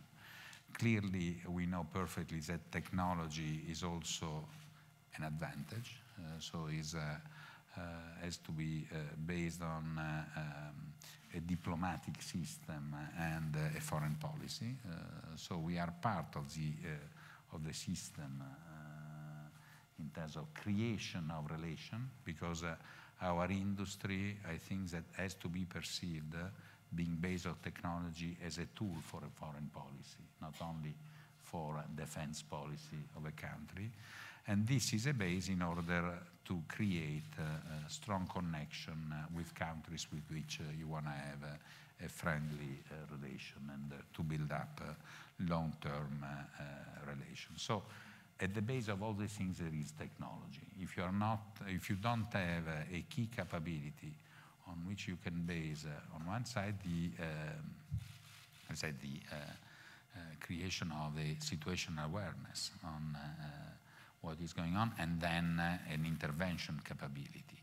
And if you don't have technologies that can be the base for creating an exchange of power with other countries, I think that it's very difficult for any country to be part of the system. In this perspective, in Leonardo, we are trying to preserve our technology base. We are investing in different areas. Maybe the worry is if we have the capability of viewing what will be necessary in 10, 20, 30 years' time in order to be on the leading edge of technology. But clearly, we have the feeling that this is the base for our future success and sustainability as well. I think that really technology is the base in order to have such kind of discussion that are relevant for the peace in the long term. I'm not a diplomat, I'm not a political expert. I'm trying to manage as well as I can my company. But again, I do have a strong sense of the fact that we are part of an institutional system where our technology is incredibly important. We also had some important success. I want to talk only of one of the success we had as Leonardo. Last year we won one of the most important project related to the preparatory action plan of the European Union, the Ocean 2020. Ocean 2020 is exactly an example, a technological example of what I'm talking of. So on the base of an unmanned technology plus a sensor system and an integration, a C4 system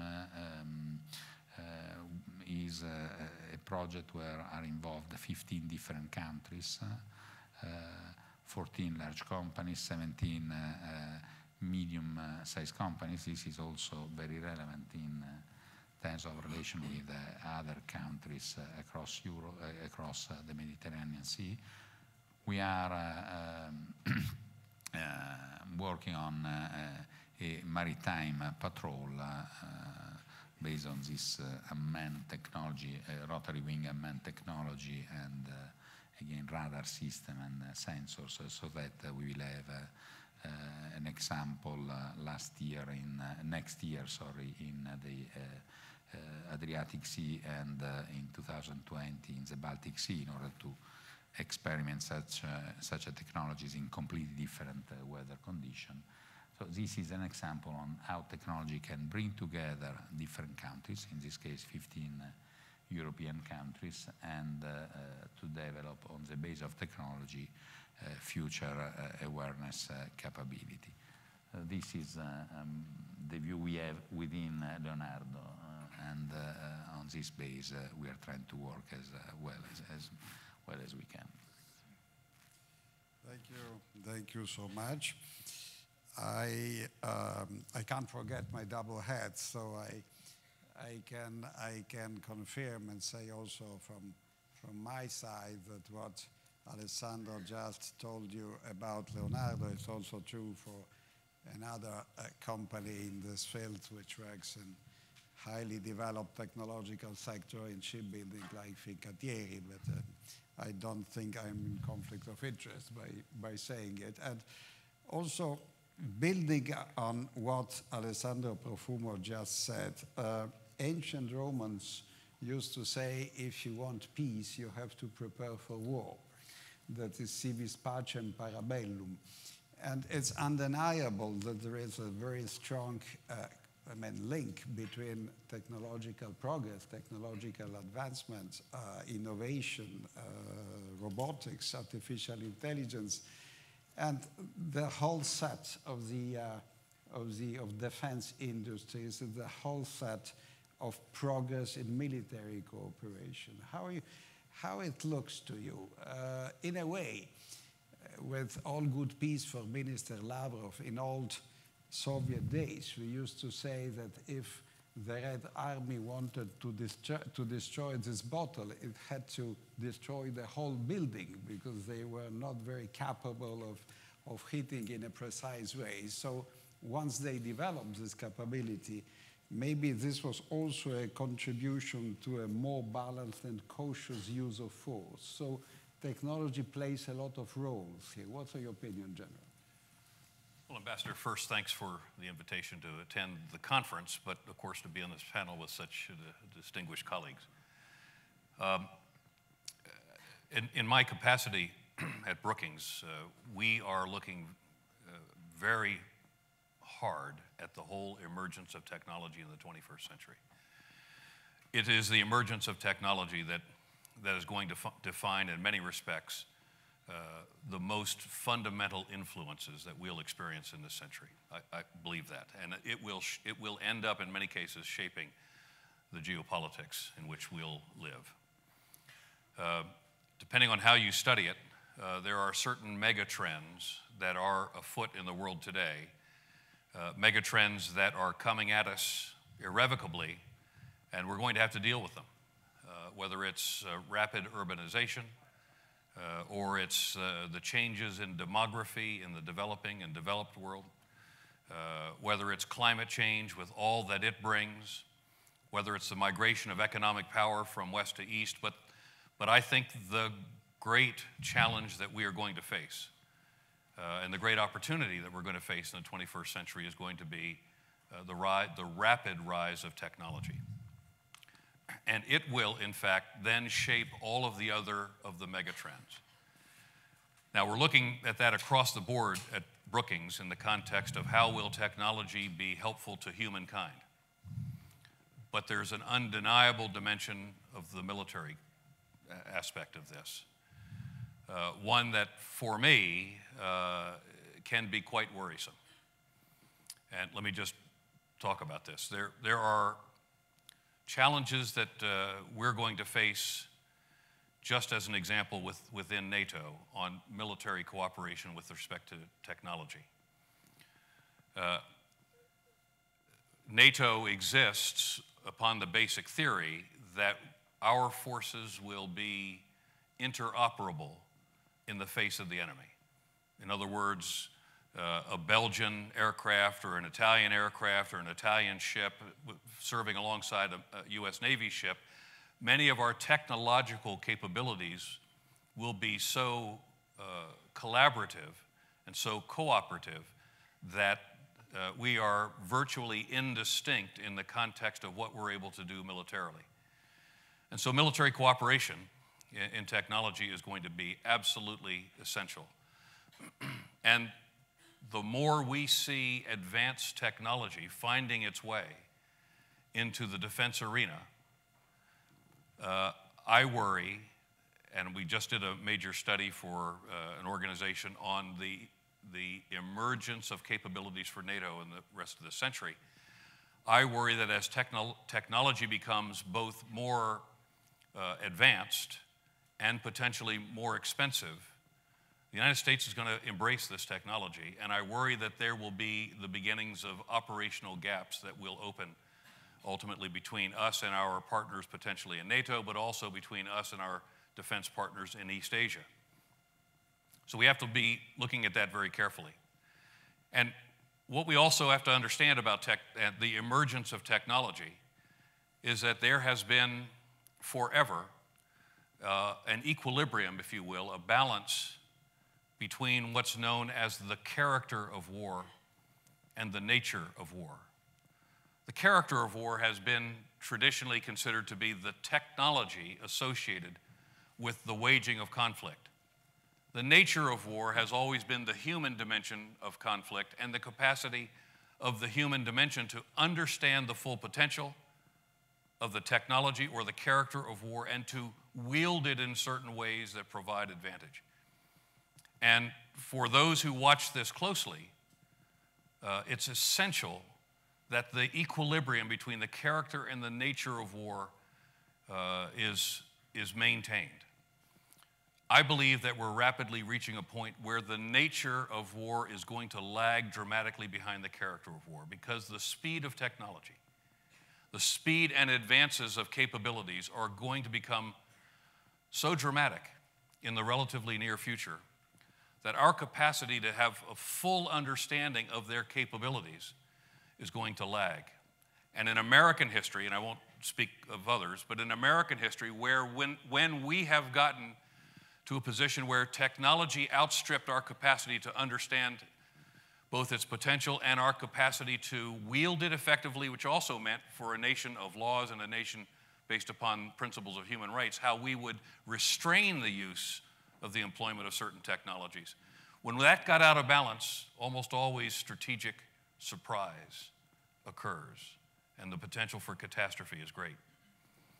So for now, as I watch advances in artificial intelligence, as I watch advances in supercomputing, as I watch advances in the capacity to employ big data analytics and predictive analytics at speeds we've never seen before, as I watch the development of biotechnology capabilities that we could not have imagined just several years ago with issues associated with synthetic biology, human physical enhancement, human neural enhancement, brain-computer interface, human-machine interface. We're talking about a dramatic change. And what we're beginning to look at Brookings isn't just technology attempting to enhance legacy systems. That's too expensive and it's too latent. We must begin to think about the sum of the technologies as we understand it and the leap ahead considerations with respect to strategy that can wield these systems in a manner that we understand. It's going to be dramatic, and we need to understand that as best we can. And as we see breakthroughs, as I said, not just in biotechnology, but in breakthroughs in nanotechnologies, breakthroughs in space, in directed energy weapons, in energetics, which will provide us battery capabilities that we cannot even begin to imagine today, where energy can go to the field with units and remain largely free of energy constraints. These are remarkable times. And I'll just end with this thought. We've talked a lot, where I come from, about as autonomy begins to enter routinely the systems of conflict. Autonomous detection, autonomous intelligence collection and analysis, autonomous command and control, then the dispatch of autonomous weapon systems, some of which will be hypersonic, some of which will be supersonic, some of which will be subsonic. Engagement of targets potentially with full autonomy. We're entering an environment of something called hyperwar, where the speed of conflict is so great. How do we maintain, for people like us who come from nations where the rule of law means something and human dignity and life means something, how do we maintain the human in the loop to ensure that as hyperwar speeds begin to dominate the battlefield and the conflict of the future, we can still remain true to our principles? And I think that's the challenge we face with technology as it emerges in the 21st century. Thank you so much. Well, you are rightly pointing out that at the end of the day, the human factor is there, and the adaptation of the human factor, of the human being to this kind of rapid developments will, at the end of the day, make the difference in a way or in another. And of course, technology means also connectivity, means smartphones, means mobile internet, means at the end of the day, in political terms, Arab Springs. That is something happens that tends through technologies like the one with which you deal, that empowers individuals, empowers business, empowers, at the end, the possibility of people to speak to each other, the possibility of states to speak to each other. How you see things? Well, first, thank you for having me on this panel. It's a real honor to be sitting among you. As you rightly said, technology should be about a source of change or enabling people to change the way they live on a day-to-day basis. And for us, and for me personally, technology is about providing happiness and joy to people, unlike maybe the other uses of technology, which is on the defense, on the military side. So for our business and our sector of the technology, which is telecom and ICT in general, we believe that we are a source of happiness to our consumers through the various connectivity possibilities and high-speed internet access that we provide to them on daily basis. It has been proven, by the way, scientifically, and studies have shown that there is a direct relation between your happiness level and the level of service you're getting from your service provider, which is a mobile operator in this case. And it has been proven that if you're trying to stream a video or download something on your smartphone, and this content is not being delivered to you at the right speed and expectation, your level of stress will go up, and your heart rate might also go up, and then it would lead to maybe some stressful situations. So that's why we believe to be on the other side, which is to provide this good service to our nation and to our people, specifically in my country, which is Lebanon, where we operate, where we have connectivity almost everywhere. 100% of the country is being able to access the internet with the very acceptable internet speeds. And as per the recent reports, we rank number 28 worldwide in terms of mobile internet speed, which is the third in the MENA region, and ahead of many of the developed countries that we have in the Mediterranean Sea and worldwide. So this, again, thanks to technology, thanks to 4G technology that we have deployed in Lebanon, which has also helped the population and the country to do their day-to-day activities in a more efficient way. Now, 4G and technology is almost the past for us. We're looking ahead in terms of what's coming next in terms of technological updates and future generations, which is 5G specifically. And 5G is going to witness a massive disruption in the way we communicate, the way we talk to each other, the way we commute, the way we do business, the way we control the environment that is surrounding us, etc. And this, again, thanks to the high capabilities that 5G and this technology will provide to people. We're talking about speeds that can go up to 25 gigabit per second, which is almost 100 times the speeds we have today on the 4G side. We're talking about latency that can go down to 1 millisecond, which is almost what the brain is capable of doing today. So this will enable applications like what was mentioned by General about artificial intelligence, robotics, machine-to-machine communication, which will give us the possibility to have the self-driven cars and other applications. So this is going to happen soon, and it's happening around us in the region. It's going to happen in Lebanon in 2019. What is also important, and then we go back to the theme of our panel, which is the growth from an economical point of view. This will have an impact also on the GDP growth of every country, and we believe that around 10% of the GDP growth that will happen in the next decade will be coming from applications that are derived from technology and 5G specifically. So in the case of Lebanon, we're talking about around $2 billion that will be generated on a yearly basis out of the investment that we'll be making on 5G and technology advancement. In addition to growth on the GDP and the economy, there is also an impact on employment and unemployment rate, which will be improved as well, thanks to technology and what we will be doing with it in the next decades. And we believe that the unemployment rate will be improved by around 0.8%, thanks to technology and 5G rollout in the next couple of years. Other aspects which are very important, especially in our part of the world, which is related to transparency and governance. Technology is a major enabler for governments and for administration to really deal with corruption and problems that we are facing, and especially on this side of the planet. And we believe that we have a major role as a technology enabler to avail it to people and to government and to all the entities that we have in the country to make use of it and really get rid of this problem that we are all facing, which is corruption, that is really hindering what we do on a daily basis. So to sum it up, it is a massive investment in the future that we are talking about when it comes to technology and connectivity in specific. But the benefits are huge. This is equivalent to what we have witnessed as a humanity and humankind when the steam engines were invented that led to the Industrial Revolution.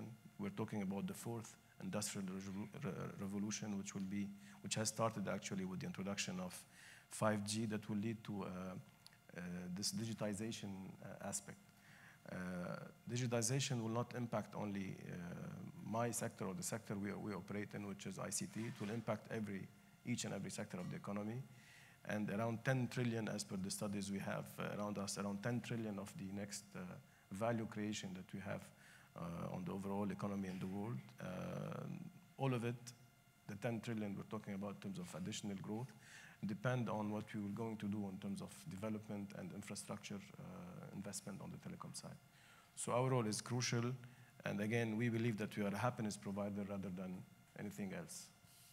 Thank you very much. Well, I hope that all the governments involved think that connectivity really is a happiness provider, because it depends on from which point of view you look at things. But anyway, I share largely your opinion. Military industry and the technological and innovation side of it build lasting ties among states and also has powerful fallout for civilian enterprises, for the civilian sector. It is evident that it is like this, and maybe I don't know whether in the region this process is really so, how can I say, so fast and so efficient as somewhere else in the world. But what's your opinion about this? Yeah. Before answering to your question, please give me some minutes to put the question into the global context, what's ongoing in Saudi Arabia. As part of His Royal Highness Prince Mohammed bin Salman's Vision 2030, the setup of her own defense industry is one of the most important pillars. Why? Saudi Arabia has the third biggest defense budget globally, with more than $70 billion spending. And if you add up all the other security-related spending from the other ministries, we end up with more than $100 billion annual spending.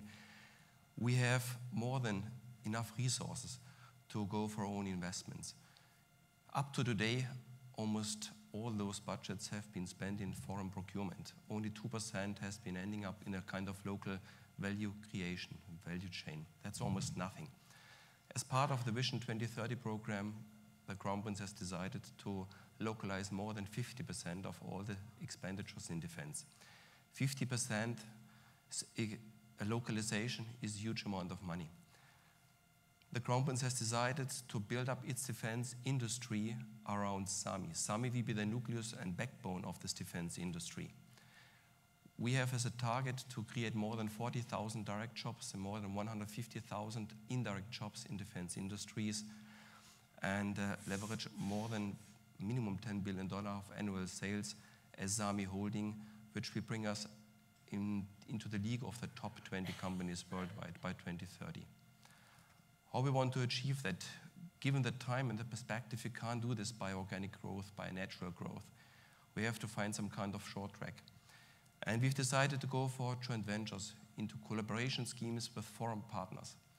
We will select top-notch partners from all around the world to become our partners to create with SAMI joint ventures in the kingdom. Those joint ventures have the task to develop and manufacture military and defense products. We will do this in close collaboration with the host governments of our partners, and we will commonly invest into new product developments which will end up in indigenous Saudi products. By doing so, we have the chance to not only link to the R&D centers of our Western or international partners, we have also the chance to becoming a true industrial partner in future multinational defense procurement programs. That's our target, that's our ambition. So Saudi Arabia's defense industry in 2030 will not be an isolated industry, it will be an embedded industry with close contacts into the Western world, with close context and with governmental governance to our allied partners. How do we want to achieve that? With a kind of mechanism which is very, very easy to understand. The mechanism to attract foreign partners is based on the principle of sharing technologies and getting exclusive market access. We offer our partners an almost exclusive access to the Saudi market for the next decades to come.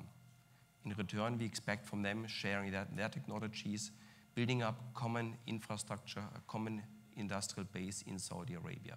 So it's a kind of marriage for life.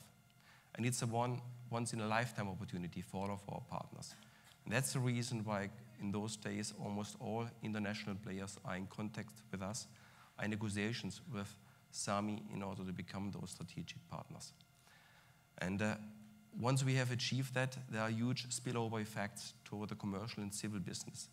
I just want to take the example of aerostructures. We are going to invest heavily into an aerostructure business which will not only serve our military industry, we will not only produce mechanical components for our own aeronautics platforms, we will also serve as tier one supplier for all commercial aviation business around the world. Similar will apply to sensor technologies in general terms. Similar will apply to automotive industry. So we expect from this kind of stimulus a huge catalytic function, even more as in Saudi Arabia, other commercial stimulus are missing. So that's the reason why spending huge amount of money in defense industry, building up this local defense industry, will give Saudi Arabia also huge opportunities in the commercial and civil domain. Well, I think that we still have some time, as we were saying in the beginning, and that you stick, and I compliment you exactly to your assigned timing, answering your sectorial questions, so sectorial points of view. I would maybe also try to ask a more cross-cutting question. That is, as you know, MED has this dwells on 4 dimensions: security, identity, culture, and prosperity. And this is actually a panel about the technological dimensions of prosperity, but it happens that this panel is the third of a series in which we dwelt on prosperity by promoting investments, prosperity by enhancing energy links and cooperation, and maybe this is the moment has come to strike and to ask a more general question, and I ask individually to all of you, that is, if you could imagine a more general framework for growth for the region, how would you describe it? And I would maybe start with Alessandro. It's not an easy question. I think that cooperation is a key word. Clearly, it's not easy today to talk of cooperation with some of the situation we are seeing, but and is a little bit the model Andreas was talking of. So I think that to identify opportunities in order to localize technology and in other countries, TOTs, transfer of technology, and to have a real cooperation with different countries is, in my opinion, incredibly important. This is not an easy task, but again, I think is a key element. On top of that, clearly there is the issue of the financing, which is always there, and stability is incredibly important. So again, we go back to the capability of technology of building a stable situation. Moving to my former position, every time we were talking of a country, the key question was what is the long-term stability of the country. So I think it's important, and also which kind of cross-relation are there, because at the end, in order to fund the project, you want to understand which kind of benefit you can have on the other side of the relation. So again, cooperation and stability are two key elements. Today, clearly it's not easy to see what can happen in some of the countries in the area. What we are seeing is the fact that if there are strong economic relations, usually the political relations are in one way or another facilitated. So, and I think this is very important. When we consider the countries where there is more openness in terms of international relations, usually are the countries where the trade activities do have a longer tradition. Italy is a typical example, but if we consider, for instance, Oman is another example, are countries which were based on trade, strong trade, international trade relations. Lebanon is another one. So clearly, this is a key element in order to foster stability. Thank you. Mr. Hayek? Well, I guess the sector we're talking about, which is ICT and mobile technology in specific, is common to all countries, especially in this part of the world. What we would welcome is more cooperation, as just mentioned by my colleague. And to open up in terms of environment, especially because this sector has got a lot of potential when it comes to entrepreneurship and innovation. And if we take it by silos, each and every country is doing it on its own, and we see a lot of innovation happening in each and every country. I guess if we open up the boundaries and make it as one region in terms of market and in terms of availability to the different entrepreneurs that we have in various countries, this would help us growing our economies collectively. This is an important factor especially for countries like Lebanon, where we have a small market, but we have a lot of ideas and very good potential in terms of innovation and technology advancement. So if we open up and we give access to the rest of the region, to our entrepreneurs, this will help us as well, gaining the stability we're talking about from an economical point of view and from a political point of view. Thank you. Mr. Schwer? So there are two dimensions. The one dimension, the Mediterranean dimension, obviously is driven by our need to get technology into the kingdom. So we will have lots of partnerships with Italian, French, and Spanish companies, for example. But there's also the kind of regional aspect within GCC or within the MENA region, where part of our job, part of our mission is also to set up partnerships with their local industries, with their nuclei, what is today existing, and to help them also to grow. Maybe most notably our ambition and our ongoing efforts to coordinate our activities with UAE.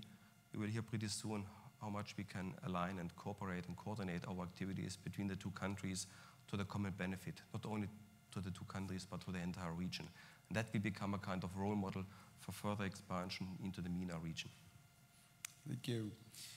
General Allen, from your overall perspective.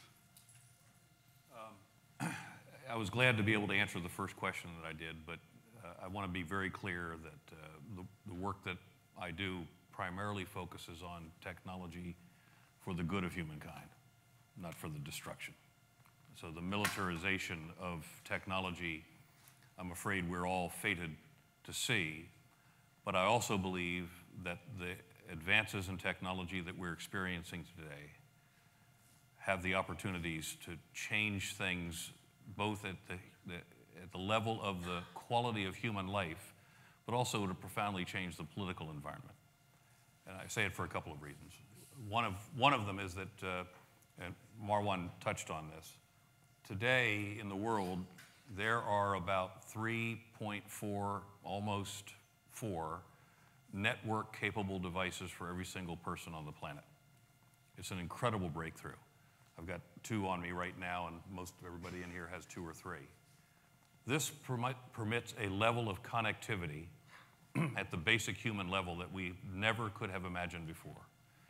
And so to Marwan's point, as we move to a 4G and 5G network, it gives us the capacity to use that backbone for the movement of information that can be profoundly valuable to people and to nations for the good of their people, not for suppression or oppression. And I'll come to the Chinese here in just a moment, because that is a real concern.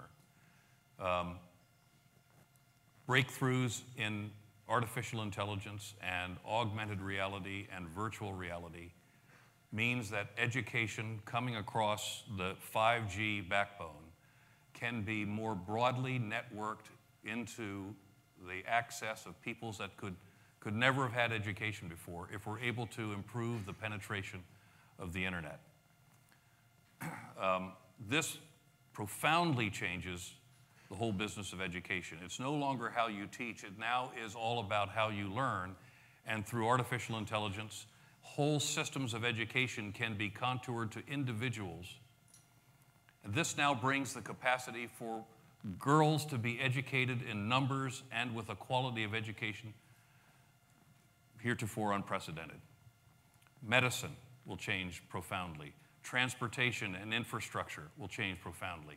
As we see the urbanization of the planet, 75% of the world's people will be in mega cities by the middle of this century. Many of the countries that will possess these mega cities will have very limited capacity in their physical hands right now to adjust to that migration. But the corporate assistance to governance in the context of wielding these technologies properly can in fact help to manage migration in ways we could not have done it through simple governance and through physical means. And this brings me to an important point. The speed of government is too slow to understand the potential and to apply the capacity of technology, both in terms of enhancing the transparency of governance and the inclusiveness of governance, but also for government to be the author of the betterment of human life within their countries. It's too slow. It's too slow in my country. And so we will see, I think, a difference in the future on the relationship between the private sector and government. The two have to become, in many respects, nearly inextricably linked. And what that means is business processes and business enterprises will have to change profoundly, so that from the moment of the idea to the moment of the fielding of a particular technology, we're talking much shorter times with much greater spread of the fielding of technology on behalf of the recipients. For now, often the idea of technology is seen as a threat in capitals because they're not close enough to the private sector for the private sector to be considered a partner. And as we continue the process of, we'll have to, it will be Darwinian, as we continue the process of the private sector moving more closely to government and finding a unity of effort in harnessing technology for the good of governance and the population, we can see the acceleration of the good idea ultimately being made available to the people. And with the Internet of Things more broadly available to people across the region, this now means better education, better medicine, a better capacity to communicate horizontally and be networked, and profound changes in the cities as well. All of these are mega trends that we must acknowledge today and begin to put in place measures and policies, legislation and regulations that help us to find our way to that kind of very rapid, close coordination for the development of requirements and the close coordination between the private sector and governance in order to apply those capabilities at the human level. And I think that's where we're headed. Thank you so much. I think that this is a perfect conclusion for, please. Okay. Sorry, can I make a comment on what General Allen just said? I think that the type of education we need in order to understand what General Allen just presented to us is very different from the one to which we are used to, because we are always talking, for instance, in my company, of STEM education. I don't think that in order to be capable to manage the process General Allen was talking of, we need only technical education. We need philosophy, we need psychologists, we need sociologists, we need a combination of capabilities that will be completely different from the one we are preparing today. And I think that also within the companies, we need a different type of people in order to be capable to manage such kind of changes. Alessandro could not be more right on this issue. And in the United States, and this term is universal, we are working very hard to expose more girls and boys to the STEM education process, science, technology, engineering, and math. But we are now calling it, rather than STEM, we're calling it STEAM. Science, technology, the arts, engineering, and math. It is the full educational experience with a strong basis in technology that will position our children to be able to understand the digital horizon that is coming at us like a freight train. It really is. And so we will see large segments of the population potentially be displaced by this new wave of technology akin to the Industrial Revolution. But they don't have to be, because we can foresee this displacement, this disruption now. And we can foresee what it will look like, and we can understand that there will be vocational implications for the revoke, in other words, the re-establishment of capabilities in the people in the workforce today. But it is almost a moral imperative that nations begin to embrace the educational aspects of what we must do for our children today so that they're fully fitted for the digital environment that's coming at us in technology of the 21st century. No, I'm very glad because, as you all were able to witness, this panel exactly confirmed the rightness of our intuition that we had from the start, that is suggesting not solution, but at least aiming here at MET to indicate a methodology, a method, in order to approach the problems of the region as such. And this methodology, this method can't be different than holistic and humanistic, sort of a new humanism, if you want. And I think that what we just heard goes exactly in this direction. So please join me in complimenting and applauding our panelists and thanking them very much for having participated tonight.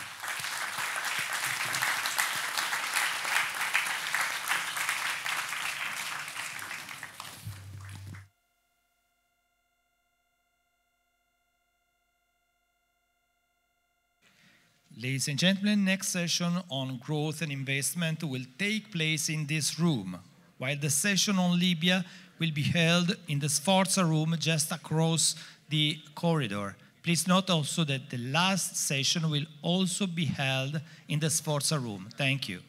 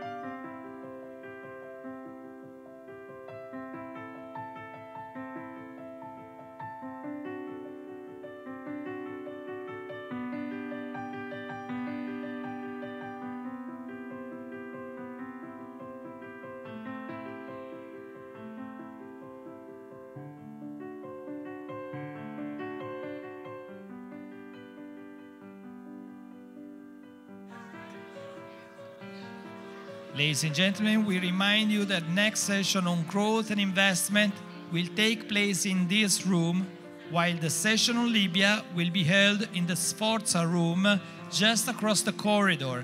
Also, the last session on migration will take place in the Sforza room. Thank you.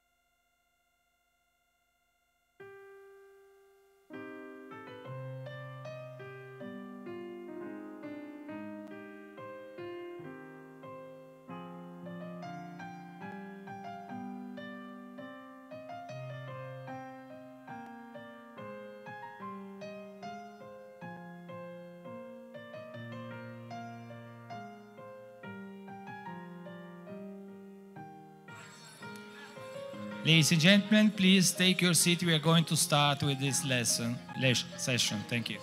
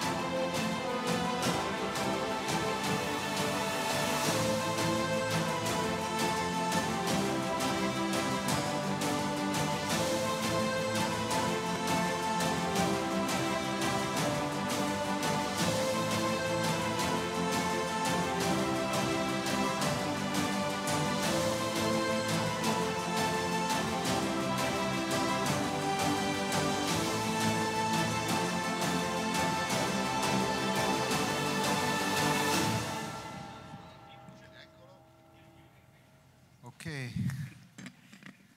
So good evening, everybody, again, and thanks for sticking around. It's been a long day. So we'll try to make this quite interactive. We have a great panel, and we'll talk about the imperative of growth and basically the whole of investment in the region. And we're lucky we have both practitioners at different levels, both in the private sector, but also from international financial institutions. So Dr. Kamal, let me start with you, and I'll follow the order of the program. What is your perspective in investing in the region, and particularly, can you tell us how it has evolved over the past couple of years? And also, is it profitable? Are you making money in the region, investing? Good question, good question. So I think since 2011, when is the world of this side, of the European side and the Western side, see the change as a good news. But then for us was a bad news because the change was made in a very, very wrong way. So we found ourselves to found another strategic to invest. We had really a very hard time. You know that without security, stability is no investment, and no foreign investor can invest 1 cent to a country you have no basis stability. Yes, let's see that. We are not going to say long project, long big investment. We say small investment, big return, big impact, high return. Yes, We traveled ourselves to the nation we supposed time to time to work and talking by phone and send emails. Then we traveled and we see the people ourselves, talking to the people face to face, what are the need, what is the aim, what is the people really, the need of the people. We wanted to be very near the people, the population, and their heart to say what you need, not only of the government side. On the government side, we related to the World Bank, IFC, we related to the, but yes, we changed our strategy and you say yes, profitable. Because why? Because we choose small investment and being every day, that's every month, every week with our partners. And I think for what has happened in the region, and each nation has its own problem, each nation has its own turmoil. And I think if you go forward, talk to the people, stay with them, talk the need of the nation, then you can change your strategy and then you can have a return. If I had 10 million to invest in the region, where would you advise me to invest it? Well, you know. Quickly. Quickly. No. I think we would like to invest in every country we think is needed. We would like to invest in the country we can give added value to them. We can support the growth of the people, the growth of their own economy. We would like to invest in, we don't have any any spot of the region. We invest. For us, it's important Africa, North Africa, and Middle East. Ilham, you're in the energy sector. Can you give us your perspective? It's a heavy regulated market where you face public policy makers. What's your experience investing in the region, and particularly in renewable energies, where the largest potential in the world actually lies in the Sahara Band, just below the Mediterranean? Well, it's absolutely true that the region, throughout the MENA region, if you want to talk about Middle East and North Africa, there are huge potential for energy, and we would talk about energy potential. It's not just about solar or wind. Everybody knows about the fossil fuel endowment in the region. The issue with the investment in the region is that all of these projects, they only have return when their strategy is long-term investment. You cannot, and I'm sure my colleagues will confirm, you cannot dig wells and expect to have return on your investment in a matter of 1 year when you are doing oil or gas projects. So naturally, the investors are looking into projects that over the period of 20, 25 years, they could have return on their investment and also continue having profitable business. When I was back in school, the very first thing we learned was investors are like butterflies. So if they are scared, they fly away. What I've actually now learned with all the turmoil that the region is going through, that in the last 2 days we've heard a lot of examples, I understood that actually there are some investors that are like rhinos. Why? Because they have been able to develop mechanisms that they can manage all of these risks. And of course, we're dealing in a region that has historically gone through a lot of bad experiences. And of course, colonialism is a part of it. The Iranian experience of coup d'etat, for example, during the Mossadegh time, where the Western intervention actually created the scar that still people are having that sense of, and especially the host governments, the policymakers, still have that sense of garage, the pessimism, the paranoid feeling that what if? And of course, it's a time that people will move on and start making benefits from the investment capabilities that is out there for the benefit of their own people. So it's really a matter of the government and also the investors working together and trying to come up with mechanism that it's a win-win solution is created. So for investment and for investors, it's a matter of risk management. Don't forget that the investors have to deal with many, many risks. It's not just the political risk. It's not just about the security risk. They have to manage market risk as well.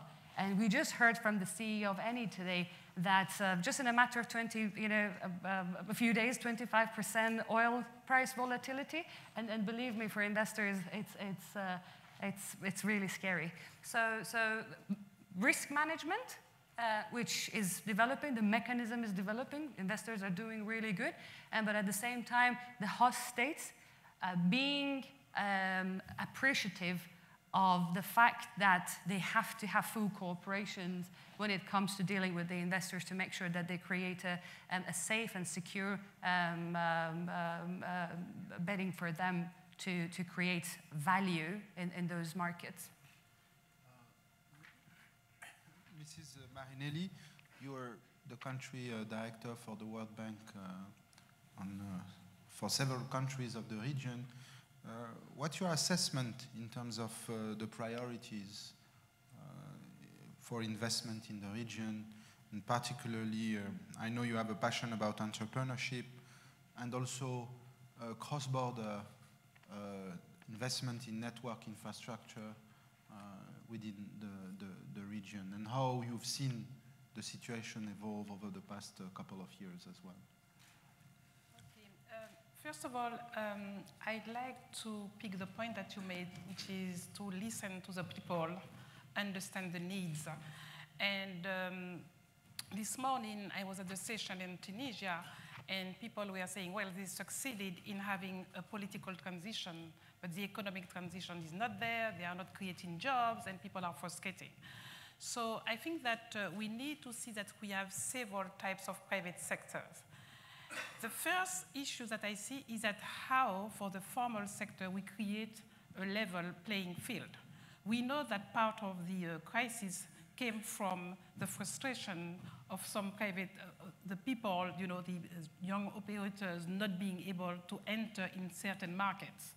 It is not written, but I think that the issue of competition, creating opportunities to enter is absolutely critical. Secondly, I think that we need to handle the small private sector. There is a lot of potential. Actually, I spent last week in Tunisia. I was in the south of the country, in the oasis in the Tozer region.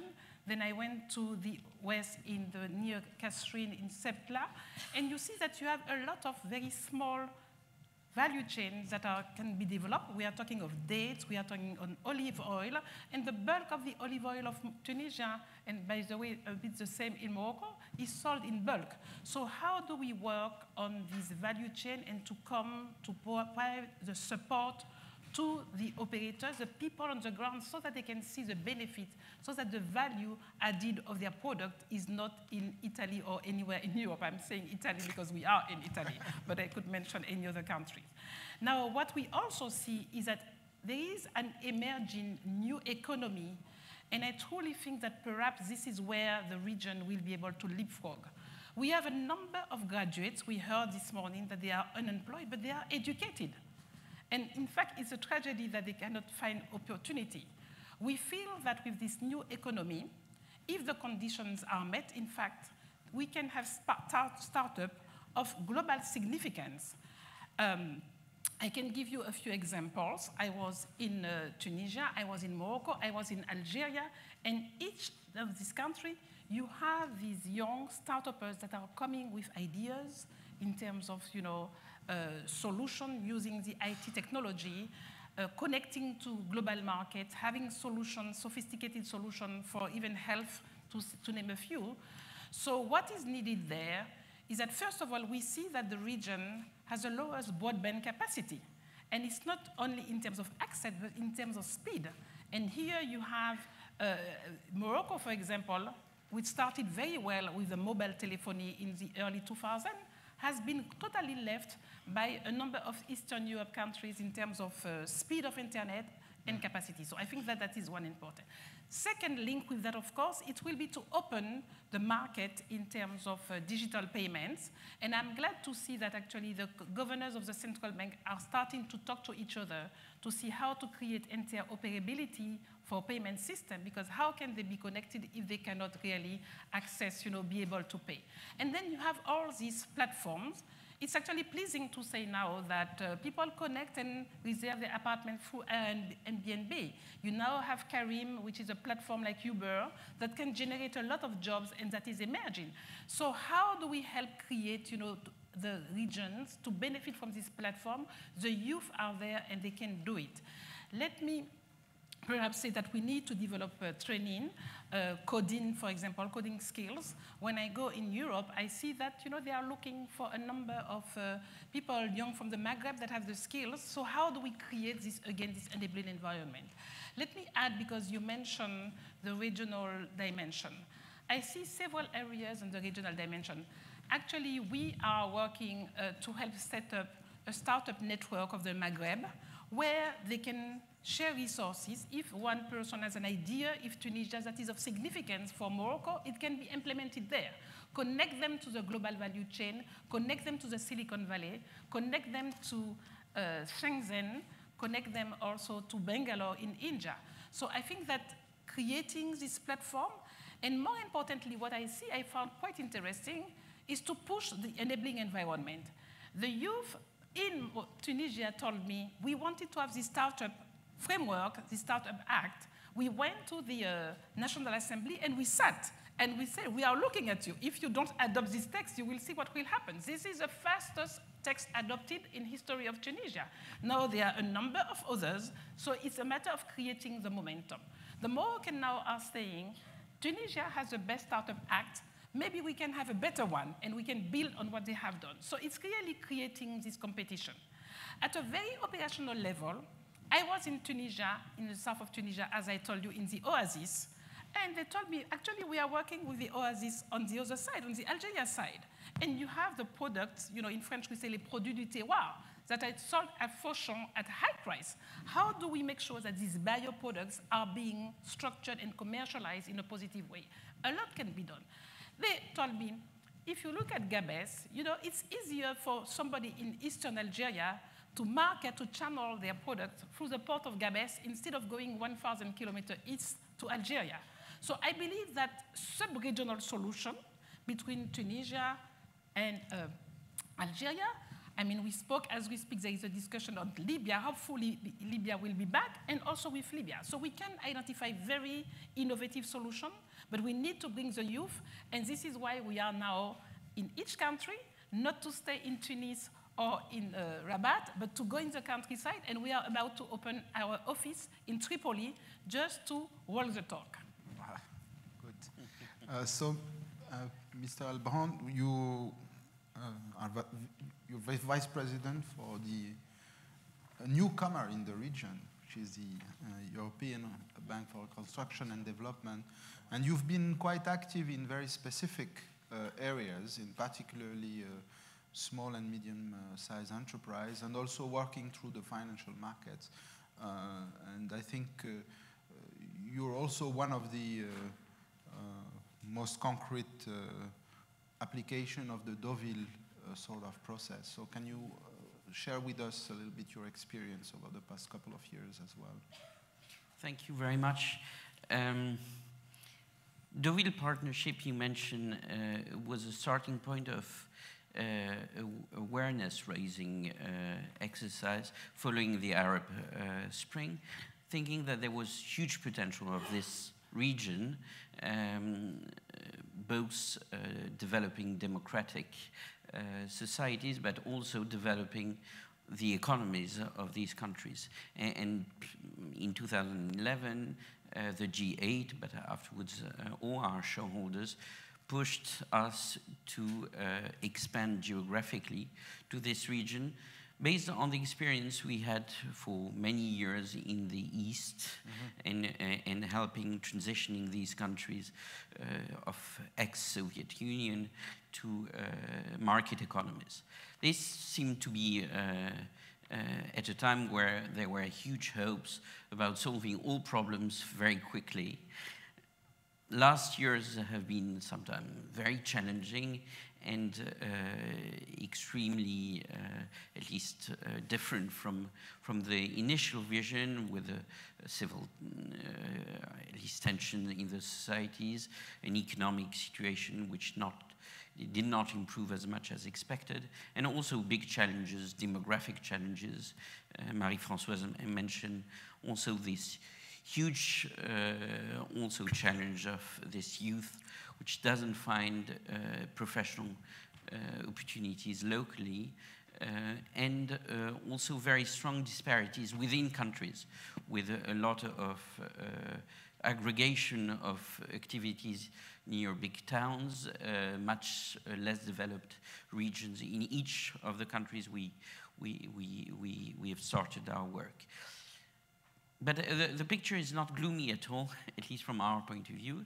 First, because when you look at what has been achieved in the framework of the Deauville Partnership, probably the expansion of EBRD to the south of the Mediterranean has been the most concrete, and some would say the only very visible byproduct of this commitment by heads of state at G8 level. We've invested more than 8.5 billion euros in these countries, over 200 projects. Egypt will become this year the first country of operation of EBRD. And in Morocco, Tunisia, Jordan, all these countries have become really central, and sometimes, surprisingly enough, 70% of our investment, more than 70%, is in the private sector. When you think about the importance of the public sector in many of the economies, you can consider that it's a very good surprise. What was mentioned about the dynamic economic foundations of these societies is something we see wherever I go to the countries. We have opened for quite now several months and years also offices outside the capital city, because we believe, like Marie-Françoise mentioned, that we have to deal not only where everybody is in terms of international institutions, with the creation of and financing of big companies, but we have to go and to reach SMEs much more remote, in remote regions. So, for example, we open in Sfax, in Tanger, in Alexandria, and will not go into all the projects we have in that front. In terms of focus, you mentioned the challenge of financing the economies. These are economies where obviously the banking sector is sometimes very developed, but with poor performance sometimes. NPLs ratios sometimes very high as the highest ones of our other regions. So the question of access to finance, be it women, be it entrepreneurs, small SMEs, which were mentioned before, but also through means which are not the banking system, is very important. So that's why we are very much focusing on also helping access to capital market, and access also to transaction in local currency.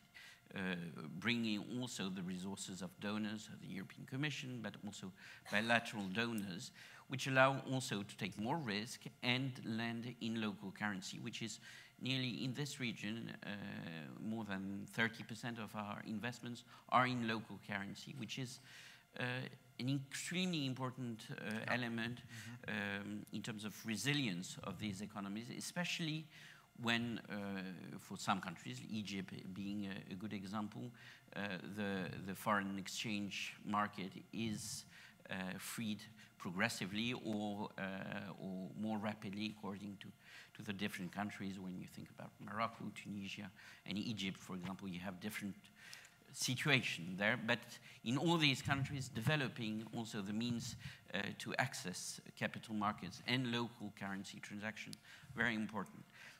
It's very linked to our focus on SMEs, obviously you mentioned, and that's one of the big priority. The other priority I will mention, and probably we can discuss about that, is everything which is linked to infrastructure and energy. renewable energy is one of our main priority. We try to, as much as possible, to share also the very successful experience in some of our countries of operation, Jordan being probably one of the most successful one, where prices of energy production decreased by 85% in a very few years, where we developed huge investment and attracted also a lot of investment in Jordan, but also in Egypt, where we are financing the largest solar plant in Africa. And all that is extremely important, obviously, to decrease the dependency on fossil fuel, but also in bringing more also to the final customer in terms of value for the money which is paid by him for the delivery of these services. Okay, so if we look at the region, as a whole, and of course it's on average, there is a complex balancing act that policymakers have to achieve. Debt has increased. The macroeconomic situation for many countries is a bit more tense than, let's say, pre-2011 with the crisis. At the same time, there are very important demands from the younger generation. So time is of the essence, and the speed of delivery of government is at the heart of basically what should be good economic policies for higher investments and higher jobs, etc. What, from your perspective, and maybe we start with you again, Kamal,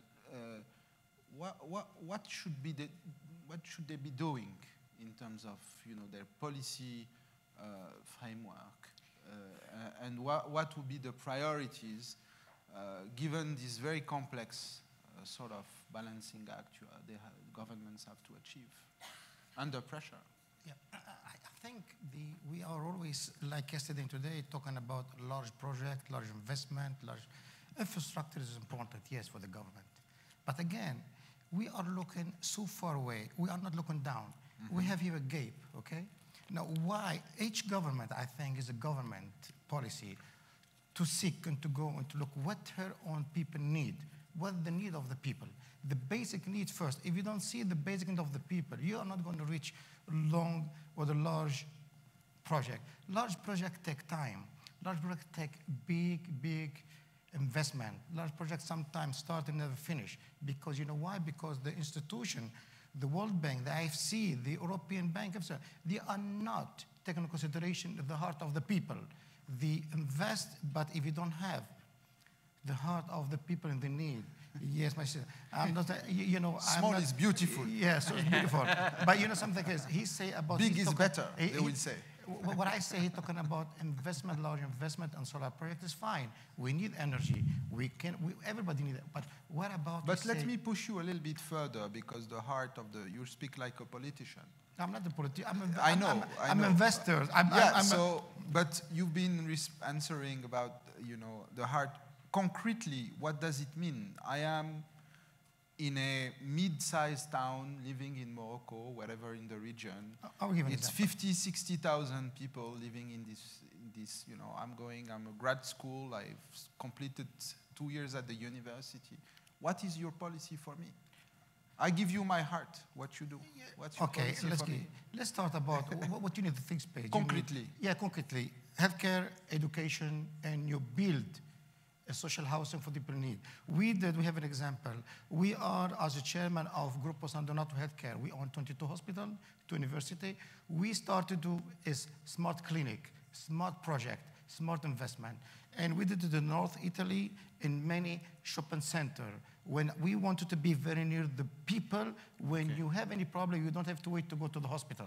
So what we do is, what we are doing aim to export this know-how, this technology to the city, small city in Africa, in Morocco. So efficient delivery of public services, cost-effective.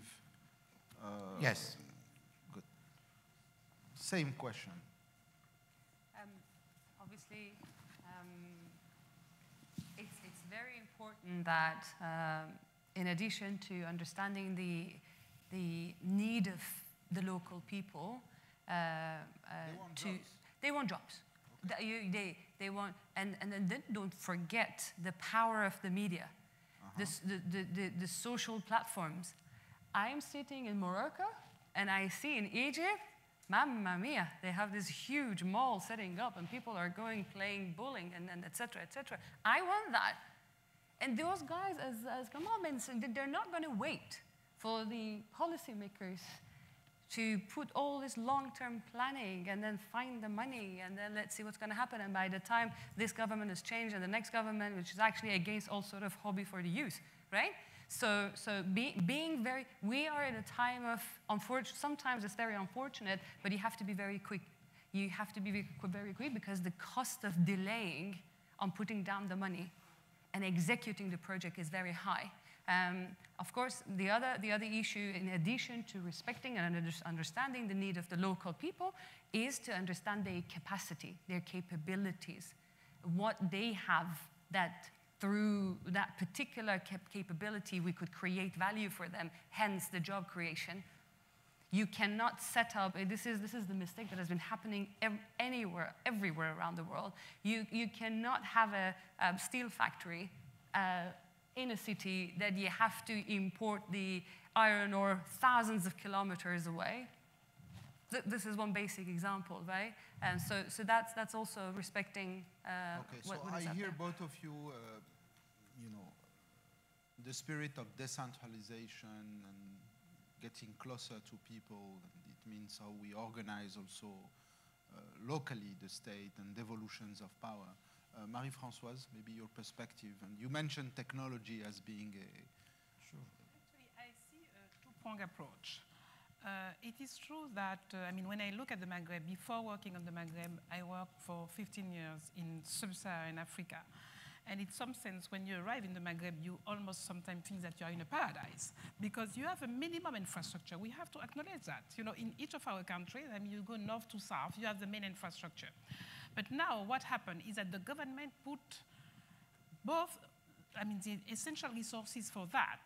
I mean, investment rate in Tunisia, I mean, let me start with Algeria, 45%. Morocco, 33%.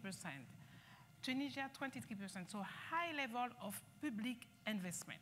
So to me, the first element is that how the state will now step out and say, I want to let the private sector come in. You mentioned energy. There is significant space for the private sector to come in. Pierre mentioned, you know, in the case of Egypt.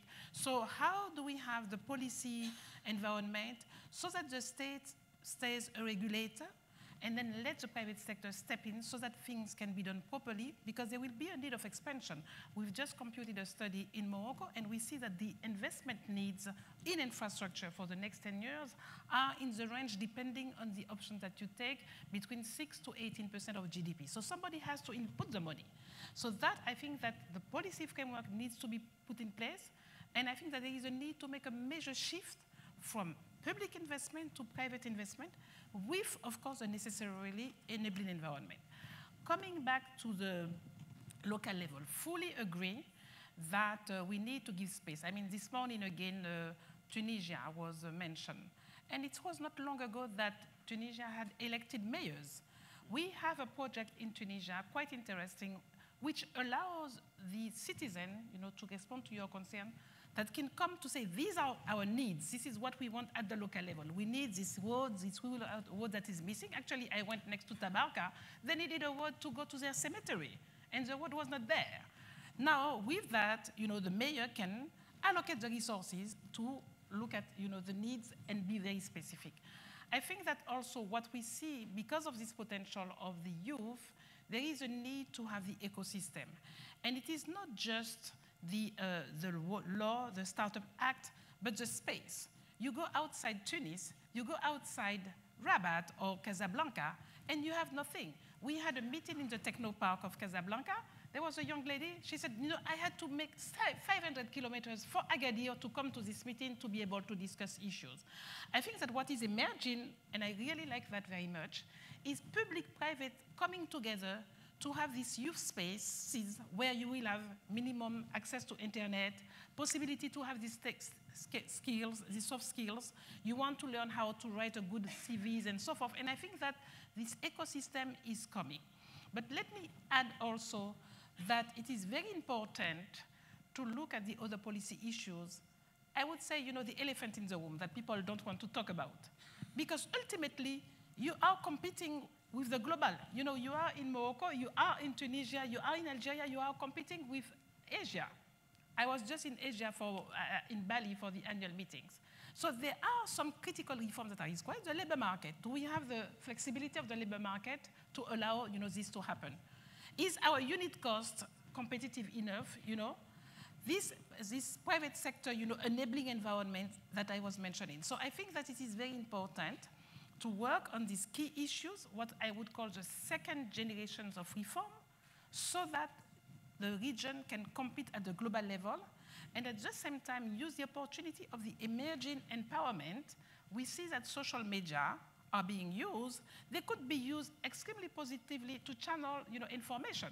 After all, you know, people are complaining. I mean, we had a boycott in Morocco. We have, you take each country to complain. These are outlets to build on what you said that can use to allow, you know, the youth say, this is what we need, how we can work together. So I believe that having that structured approach allows to maybe have a multifaceted response to a very complex issue. So. I think you just mentioned Sub-Saharan. I was in Rwanda 2 weeks ago, and I think Rwanda should be taken as an example for the entire world. Not just Africa, not just Middle East, not Japan, not America, for the entire world. And after what this country went through, how they managed to turn it around. And this is exactly what you're mentioning, that everyone in Rwanda is working so hard to make sure that things will happen, will materialize. So that's just one comment. Yes, maybe just to build on to build on what has just been said. I think one of the main challenge and what should be even further developed is empowering the economies, the communities, much more than what has been done until now. It doesn't rely only on us, international institutions. We have to push for that. It depends also on decision by the states in each countries. And what has been said also about the municipal sector is extremely important. I was, for example, also in Sfax, where I met the Conseil Municipal there. Now, with an extraordinary story about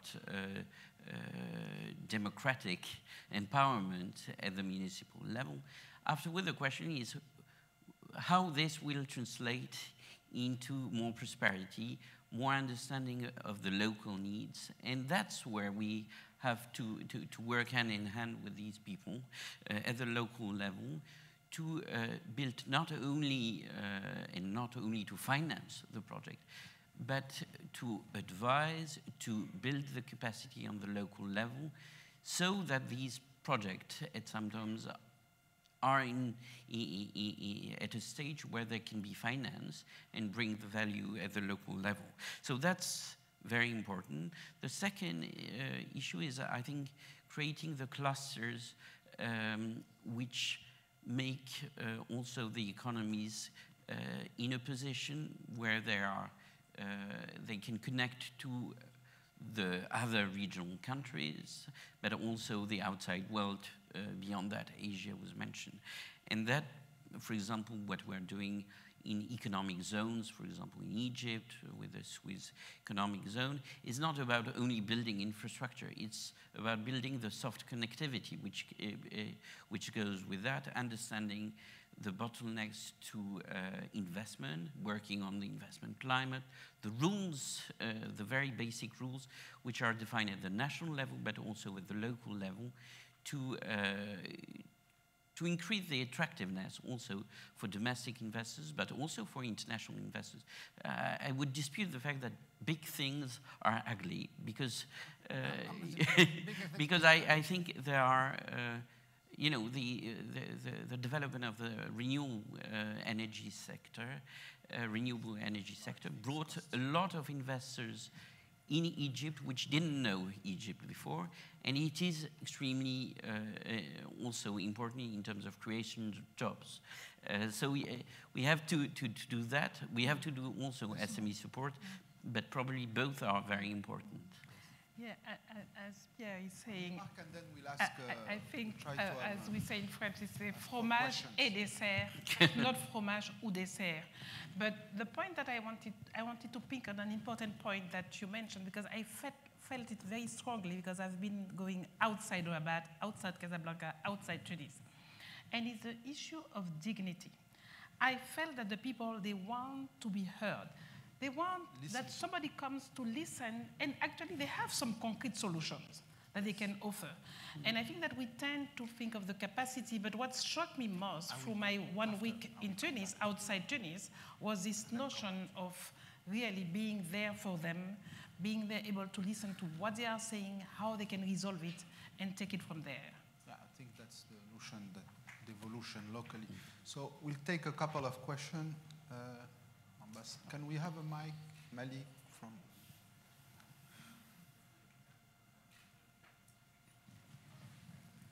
I think we have one question here, one there, another there. Thank you, Hassan Abouyub, Ambassador of the Kingdom of Morocco to Italy. I listened carefully to all your presentations, taking into account the title of this panel, Shared Prosperity. It happened that in the last few months, I followed a major sensitive issue, the code of conduct that European Union invented recently when it comes to incentives. So my question to the panel members, tax exemptions should be remaining one of the major drive for investment, because it's put into question. And all the architecture we built in North Africa, Tunisia, Algeria, Morocco is threatened by the adhesion, imperative adhesion to this new code of conduct. And Pierre, I'm sure you're aware of that. Yeah, and many countries. I think Tunisia is about to be facing quite hard times. What's your advice? What's your impression and assessment about that? Thank you. Thank you. Thanks very much, Adel Hamazia, Chatham House and Oxcaps. Thanks very much for wonderful presentations and insights. I'd be interested to hear thoughts on any of the following. Marie, you mentioned the role of entrepreneurship. Here, of course, I'm sure you're referring to possibilities of the informal sector as well. One of the shortcomings for many IFIs and others who've worked on the region and also Sub-Saharan Africa is they're there for the beginning, they're there for the public relations, but when it comes to scalability and moving forward, they disappear. So I'd be interested to hear your thoughts on that. And along with entrepreneurship, the other big thing that we need in the region, infrastructure was mentioned, public-private partnerships we've heard about and what that looks like. Infrastructure is a must, linking Tunisia from north to south. We've just seen the train between Tangier and Casa and Rabat and so on, which is excellent. Could you say a little bit about where European companies stand here? Because as far as I've seen, they're not particularly competitive when it comes to the infrastructure side. And any comments on where China fits into all of this? Thanks so much. Adnan, next to you, he's just here. Good afternoon. A couple of friends in this panel, and then from Morocco. My practical question, how can we translate this into local policies? Because most governments in the regions, they understand these ideas, but when you try to shift the conversation from classical FDI to local value creation through innovation or whatever, there's a lot of talking and very few action. So practical question, how to translate these policy recommendations into local government infrastructure and investment? Thanks. Any other questions? So we go back to the panel. Maybe, Pierre, we start with you. There was a technical question on the code of conduct. I'm not very very political question on the code of conduct and taxes and... Yes. I don't know if I'm the best place to answer this question. It is obviously an important requirement which has been set at the European level. We are not a European institution stricto sensu because we are a multilateral organization. But obviously, what is required is a holistic approach to development and probably looking at the different elements in the policy of European member states and the European Union is one of the challenge. We could talk about also other examples which are linked to local, for example, content requirements in the energy sector, which is quite a burning question where there is probably an exercise of understanding also why some of these rules are have to be changed over time, because it's not a good way of proceeding to be non-transparent and to be protectionist, and all economists know that. In the same time, you have to be also realistic and supportive of public authorities on that road. And it's the balance which is very much required, because it's impossible also to forbid to some countries what has been the practice of also the most developed countries 20 years ago. So I think this is the way forward, and I understand that also on this question of the requirement of the code of conduct, there are progress, also practical terms. So I wouldn't be so negative about where we are now. Ilham, maybe you want to pick some of the points? I just thought that how could this be translated into the local, government policy making. There is a truth, and everybody has to understand it.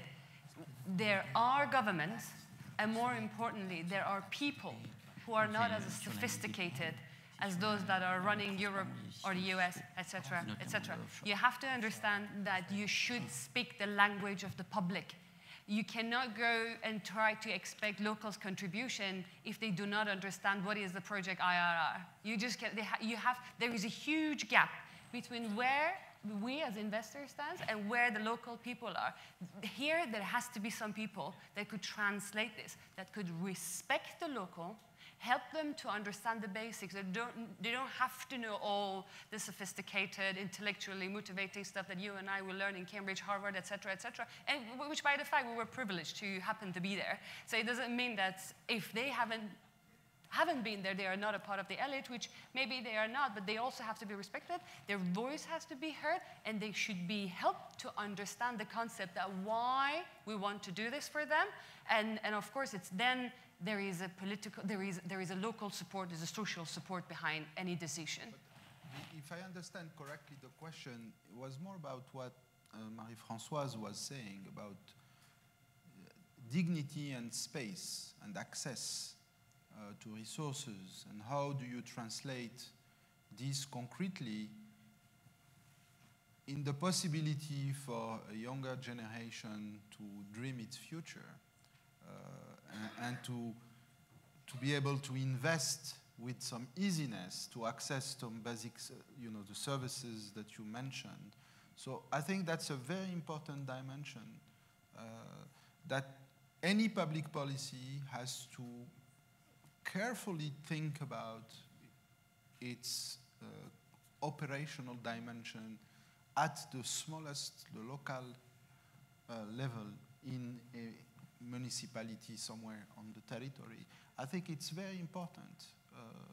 Marie-Françoise, maybe you want to... Just to build on that, I think it's a very good point, and the challenge is how to make that a key element of public policies of the government. And I want to give two concrete examples because I really like talking very pragmatically, one in Morocco and one in Tunisia. In Morocco, we supported in the northeastern of the country, for those who know Morocco, in the Nador region, a project which is an integrated coastal zone management, where you have agriculture, planting, olive trees, where you have the fishermen developing the activities, where you are developing honey with the young, women that were leading that, and in a way where the communities were actually the one that decided what they wanted to do, and the resources were channeled at the local level in terms of the choices, the procurement choices. That worked very well. And actually, this is a region where the Moroccan community from this region is mainly in the Netherlands. They produce, I think, the best honey that I have, but the packaging was not very fancy. So how do you help them improve the packaging? How do you design a brand, market it? And then what I told the Moroccan authorities, because we supported that for a grant of $5 million, I said this should be part of the investment budget because they have a national plan for coastal management that could be replicated along the whole coast and in different ways using the public budget. So these are the challenges because when you see that it works, that the communities are part of it. Let me move to Tunisia. Tunisia has 126 traditional oases. We supported, again, through GEF, the Global Environment Fund, about 5-6 million. It's amazing to see what you can do with 5-6 million to restore 6 of these oases, not only in terms of the production of the quality of the local dates that are excellent, but also promoting ecotourism. That is really one of the most beautiful sites that I've seen, actually. How to now scale it up, because we only supported 6 of them out of the 126. How do we move and to create? I think that at one point, it has to be translated into the public policy of the government, that the communities will be involved in the selection, but we have also to acknowledge that it is something very complex and that takes time. When you want to hear the community, it's not something that you do overnight and you click like that. It took 4 years for this project to be listening to them, their priorities, the conflicts within the communities. I mean, this is a very complex cocktail, but I think that we should now put there, and my view, just to finish at that, I think that now that we have the mayors, the communities, in the case of Morocco, we have a decentralization strategy that is very clear. There are instruments that can channel that. I want to respond quickly, if I may, to the PPP. Question about scalability.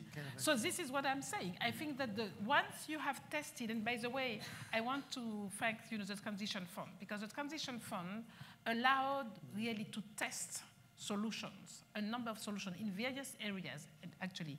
Ecotourism, even in the financial sector, developing a financial inclusion strategy for Morocco.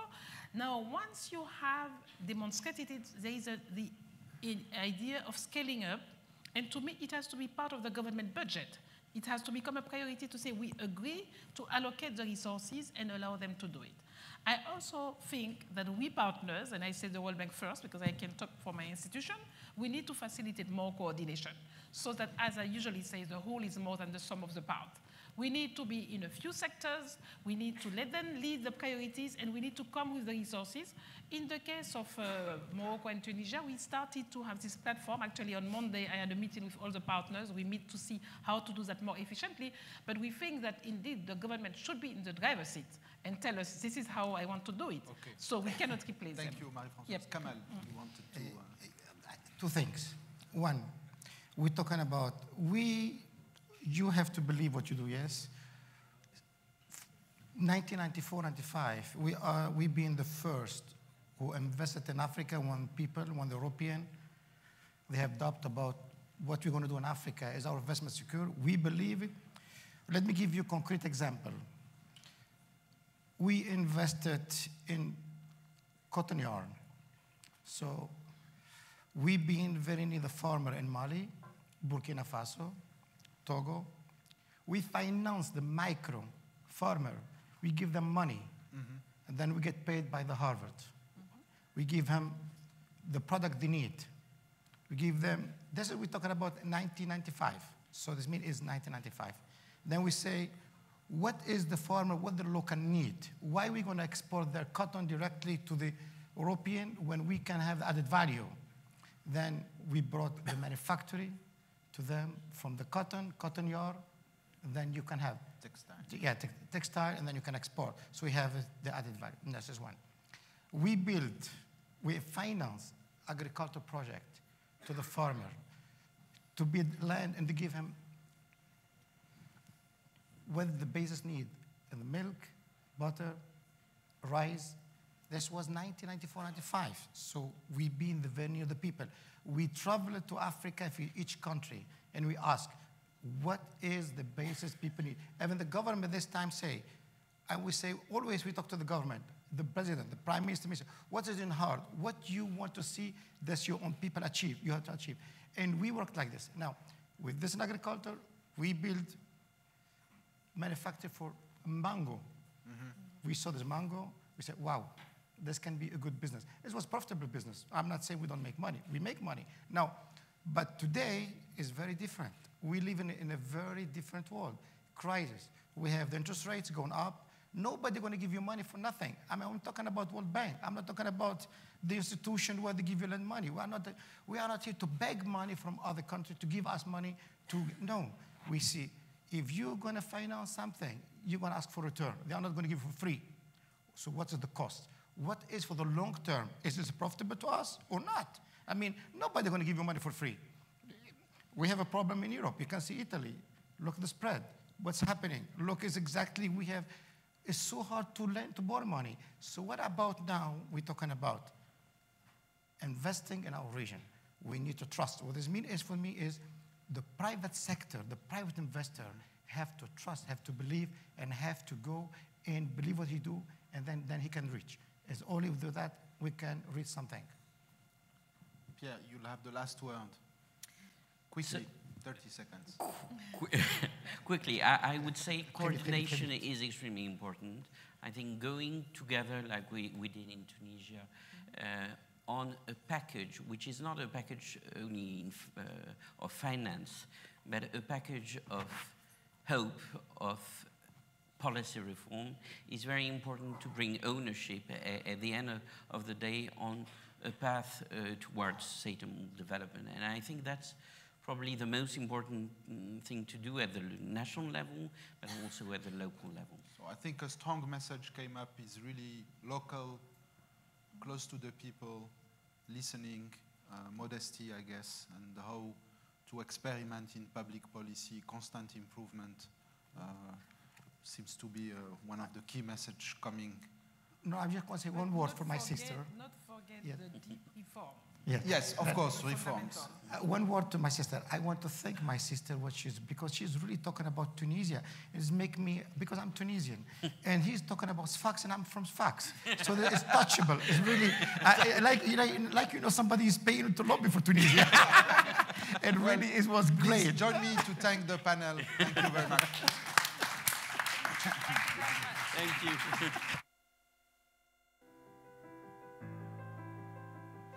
Ladies and gentlemen, the last session will take place at the Sforza room, which is just across the corridor on your right. We will start at 6:30 for the session on migration.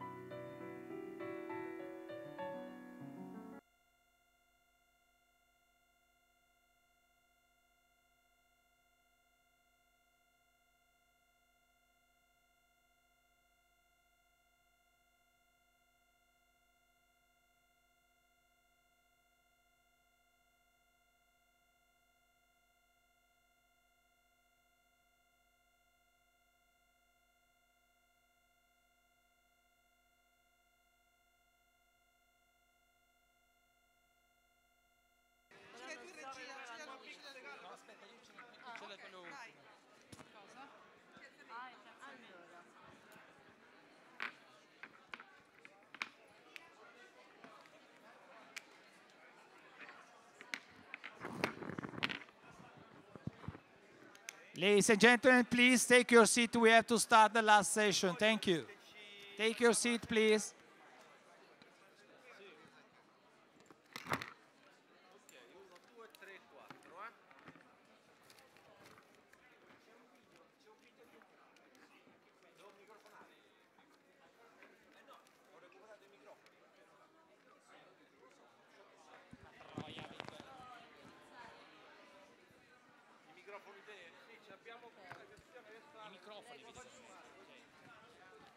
Ok.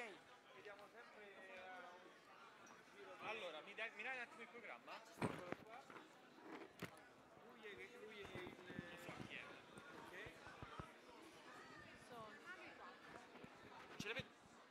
Ladies and gentlemen, you are kindly invited to take your seat as we're going to start the last session on migration. Thank you.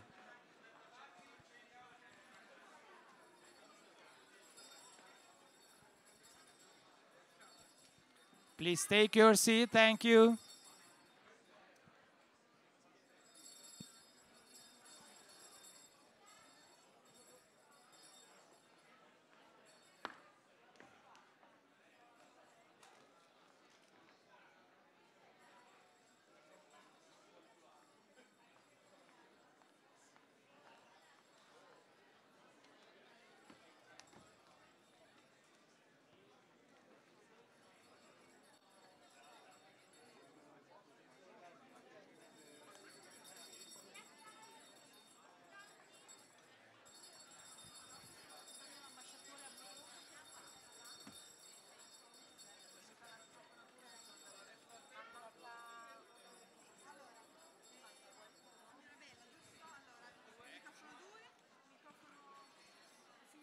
Scusi, dammi un attimo.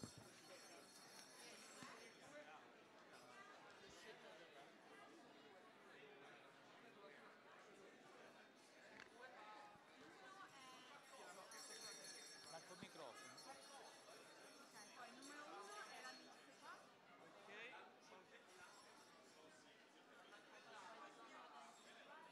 Hi, madam.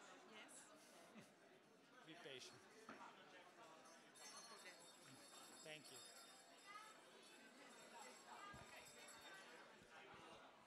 Ladies and gentlemen, please, you have to take your seat now as we're going to start the last session. So please take your seat. Thank you.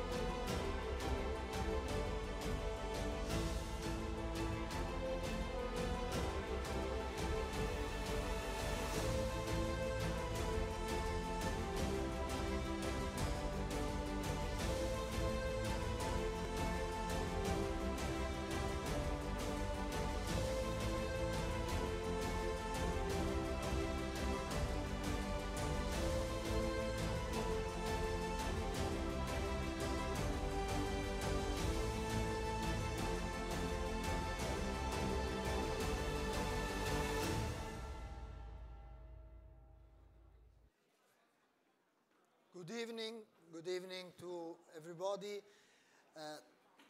And let's start our last session of the day.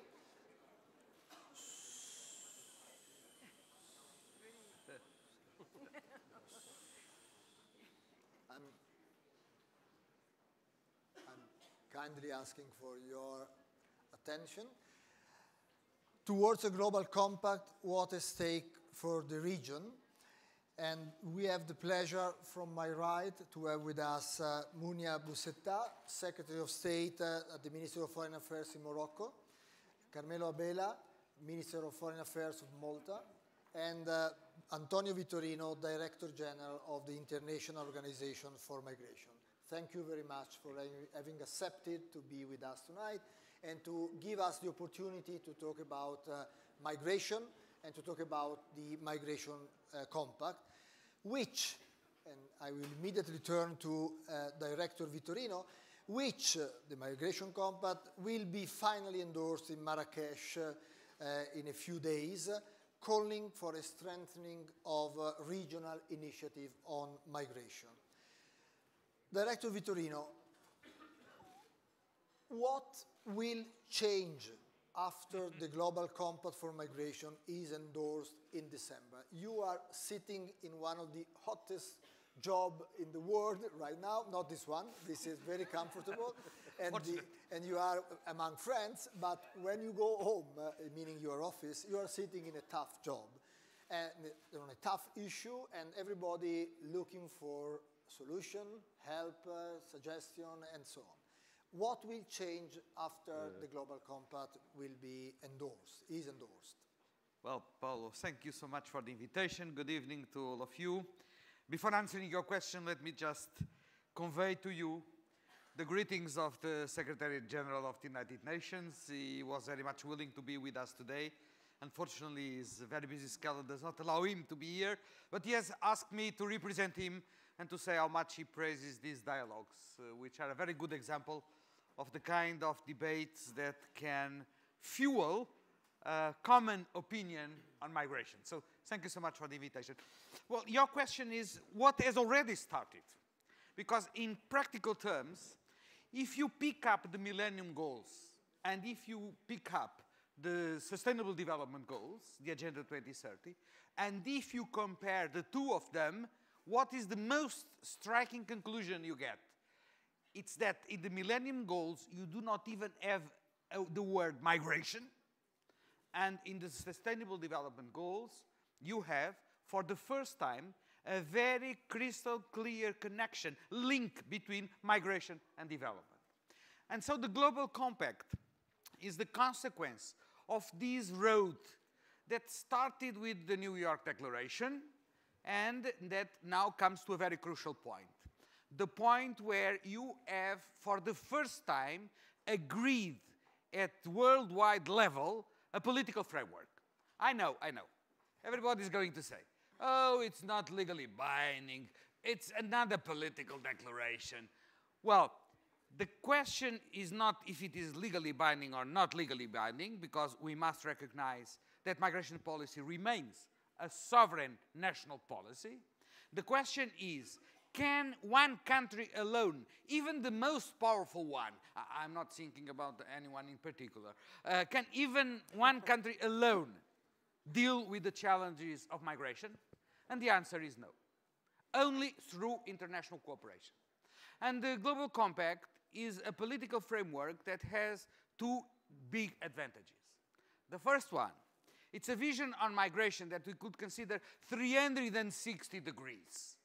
You have there issues that are more keen to countries of origin, more keen to countries of transit, more keen to countries of destination, because there is no joint shared responsibility in managing migration if you do not bring together countries of origin, countries of transit, and countries of destination, which of course have different interests, different priorities.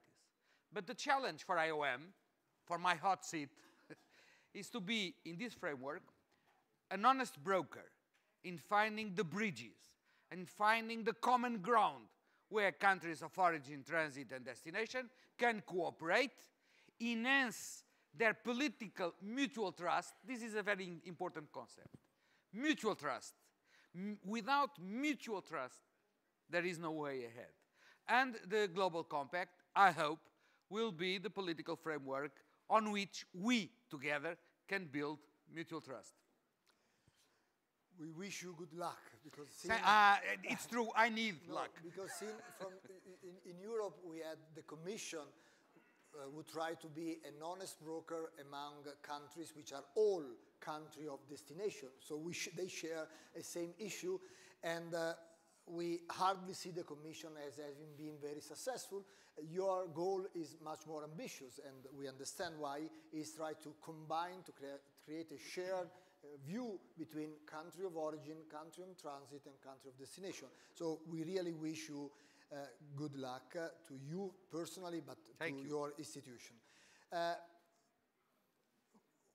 Someone may say, we have seen several times unanimously endorsed declaration which failed to produce desired results. But we all know that unanimity gives a strong political message. So let's get to the migration compact. How unanimous will the endorsement be? We already know that one big country that you didn't mention, and I don't mention, said no, that another large country, Australia, said no, but the big surprise is that some other European country already said no. So what would you expect from now to the date, the final date? Well, that's a tough question because the game is not over. I mean, we still need to wait until Marrakesh to know exactly what's going to be the scope. I think that the vast majority of the countries will sustain and subscribe to the Global Compact because the Global Compact, it's a volunteer document, and even more, the implementation of the Global Compact falls upon the shoulders of the member states. Member states are free to define the way they implement the objectives and the principles that you have in the Global Compact. And of course, I must confess that I regret that some countries decided to drop out, including some European countries. But I do think, and I do believe, I speak here under the control of the Maltese minister who sits around the table of the Council of Ministers, where I've been often, but now I'm out.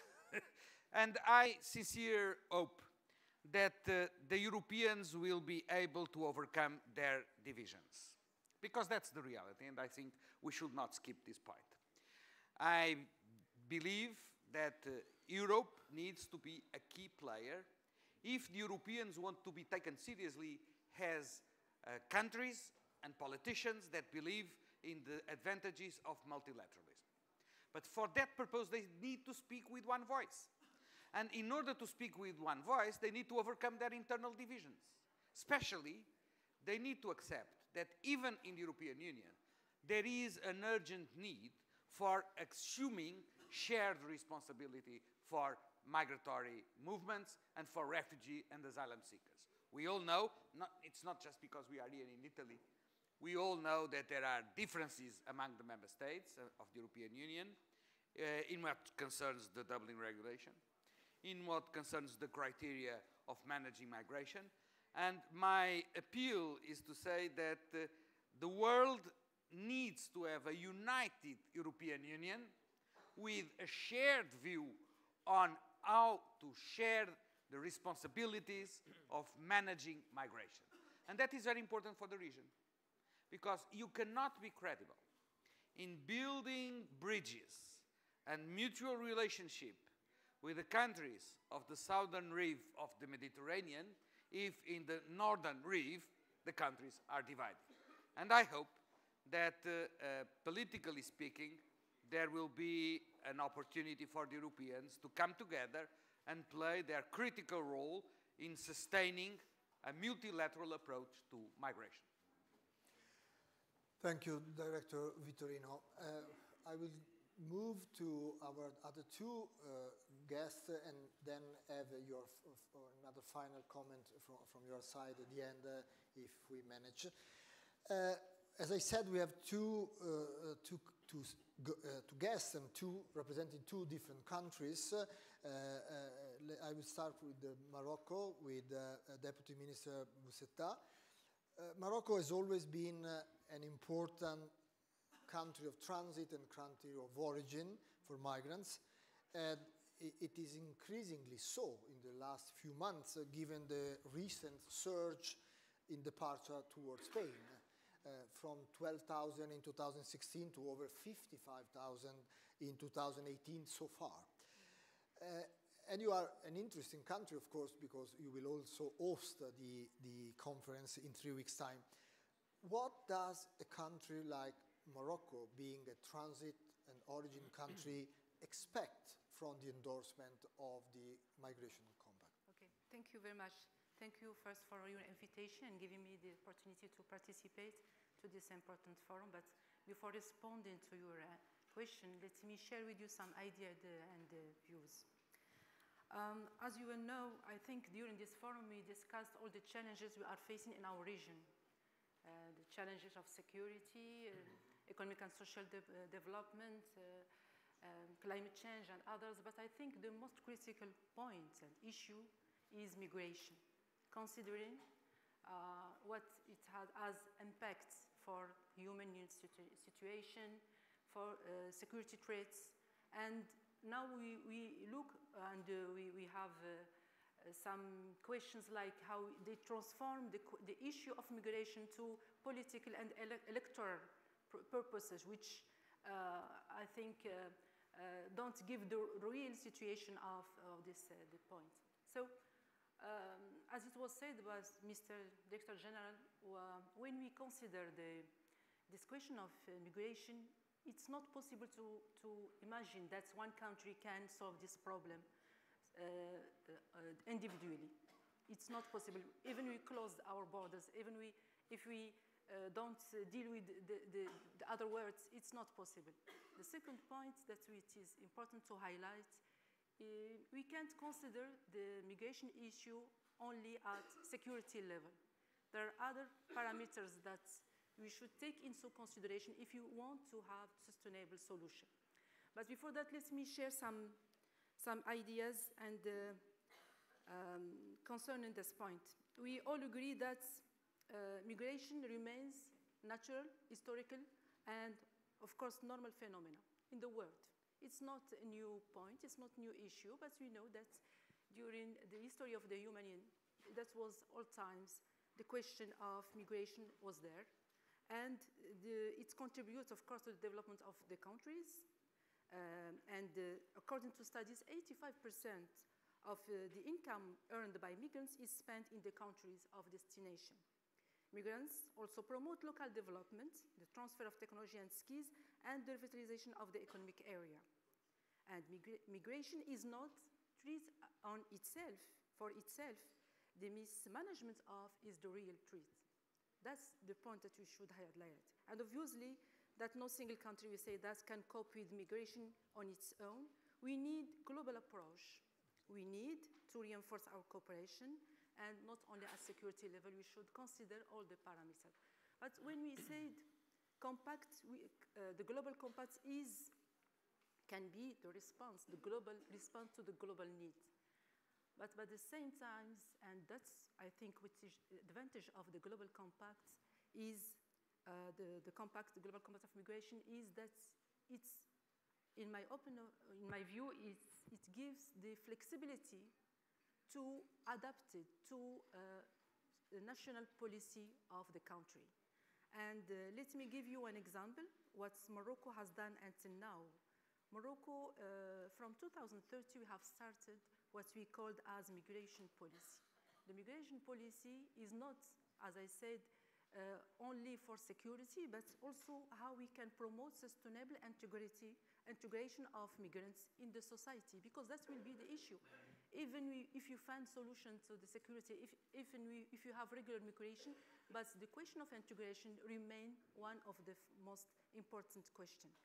And for that, I think we have an example as a country in the south of Mediterranean, and we have launched what we said as a regulation of migrants, irregular migrants. And until now, we have more than 50,000 of irregular migrants that was integrated under this system. And in the same time, we will not stop at that level, because we made what we called the plan for the integration of migrants.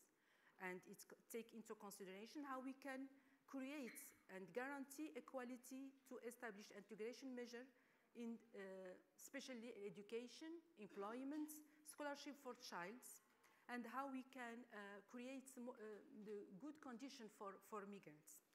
The second point, which I think is all time under discussion with European countries, how we can create a secure zone, and how we can reinforce the security. And Morocco all times deploys substantial means for securing borders and giving security to Europe.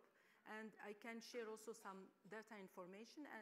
For this year, only for this year, until the end of September, The Moroccan authorities filed more than 60,000 bids by migrants to cross over Europe and fight against more than 120 mafia smuggling networks.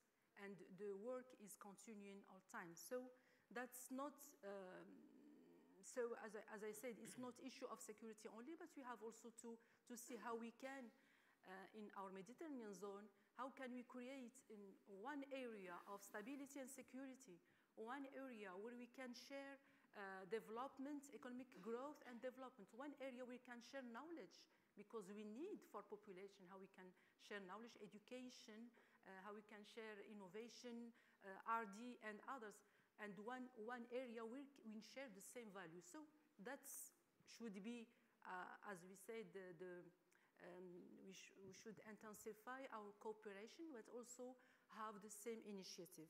And if I can also share what we have done at in African Union, His Majesty the King is the leader of migration at African Union, and we came with two proposals, if you can summarize on that. We have the African Observatory of Migration, because we know that we need data, we need to share data to assure better management of migration flows. That's the first point. The second point is the creation of special envoy for migration to coordinate African policies in this field. Because even we have compact, we should translate it into specific policies, our national policies to be implemented. And of course, Morocco welcome when we said the compact and the global compact for safe, orderly, regular migration. And we think that is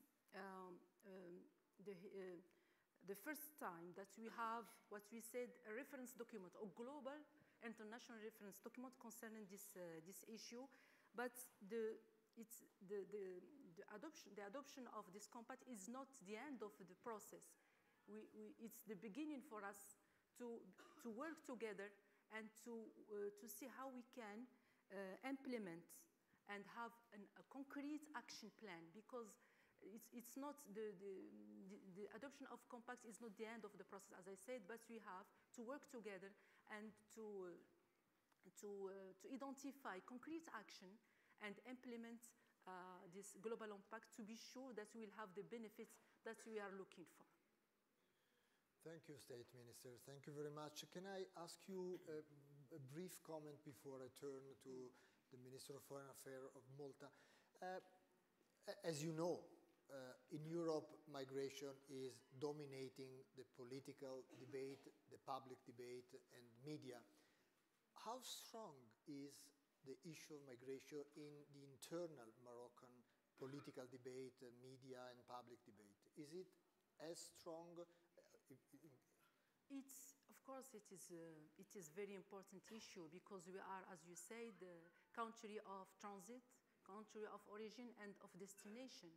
And when we decided to adopt a strategic or national policy, because the subject is very important for us, and it was necessary to adopt a pragmatic approach to find solution to this situation.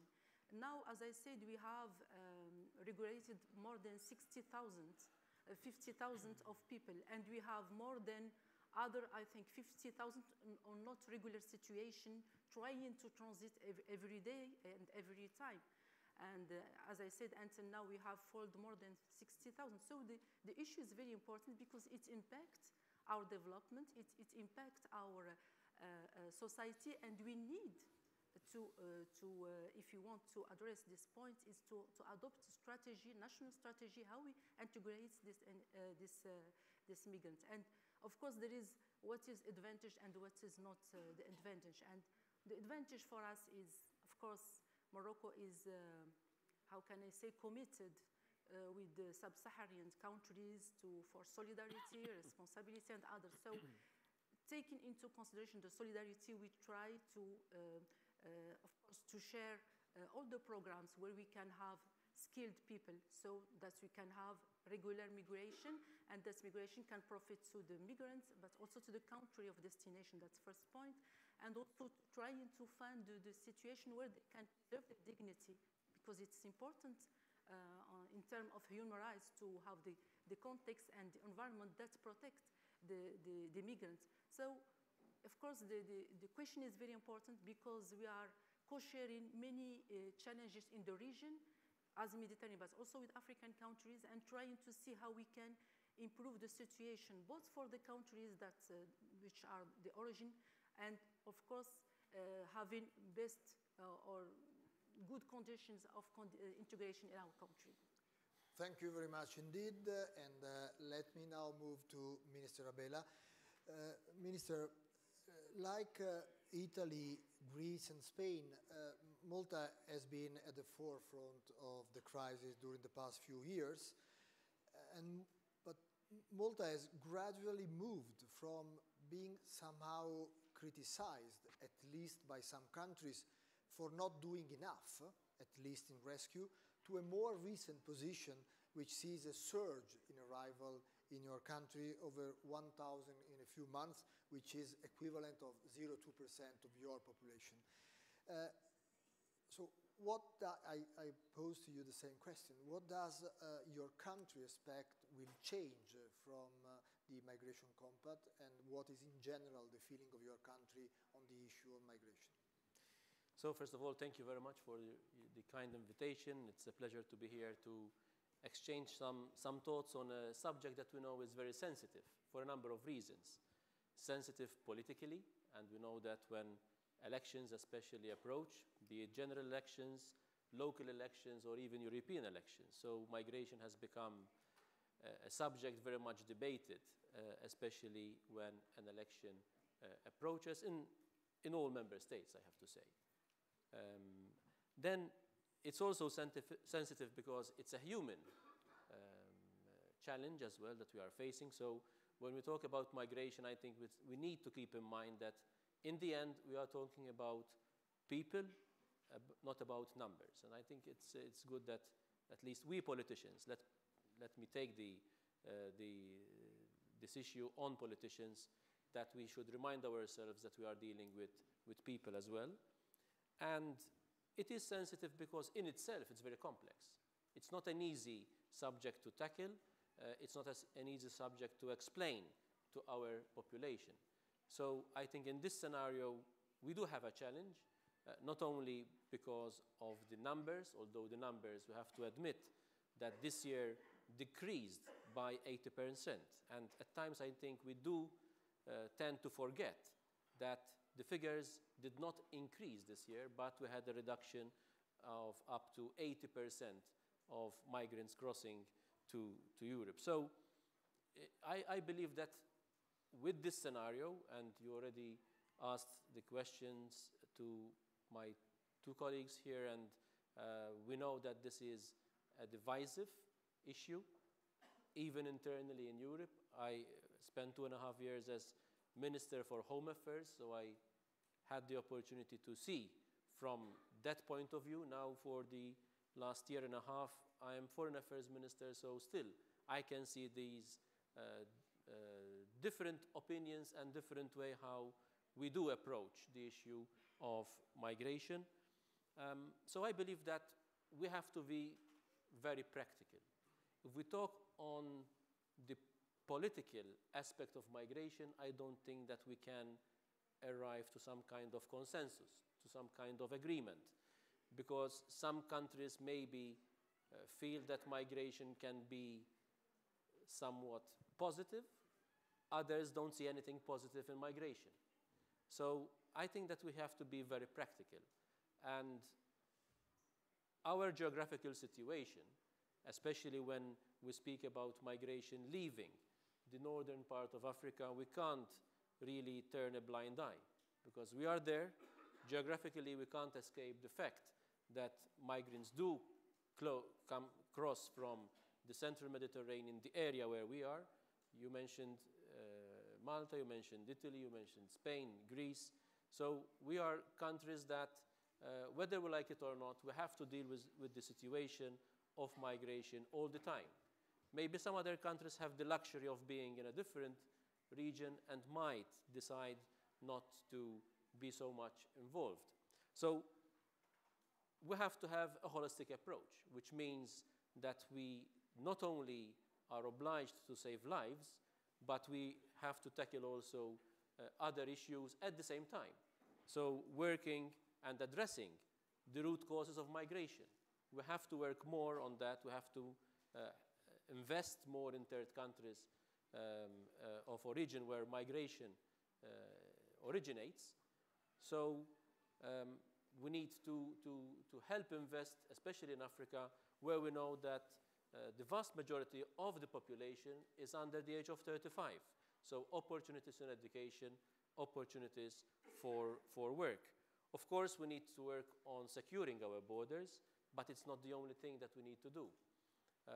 We need also to find ways and means how we internally in Europe, we cooperate together, help each other when we are in difficulty. And we had the relocation process some years ago, which I have to say that Malta was the first country to implement our commitment, and every member state committed their commitments in accordance to what they could implement, and irrespective of how many migrants we received. And the figures also published by UNHCR are very clear to state that even till today, we are the second country per 1,000 population that we are receiving one of the highest numbers of asylum seekers in our country.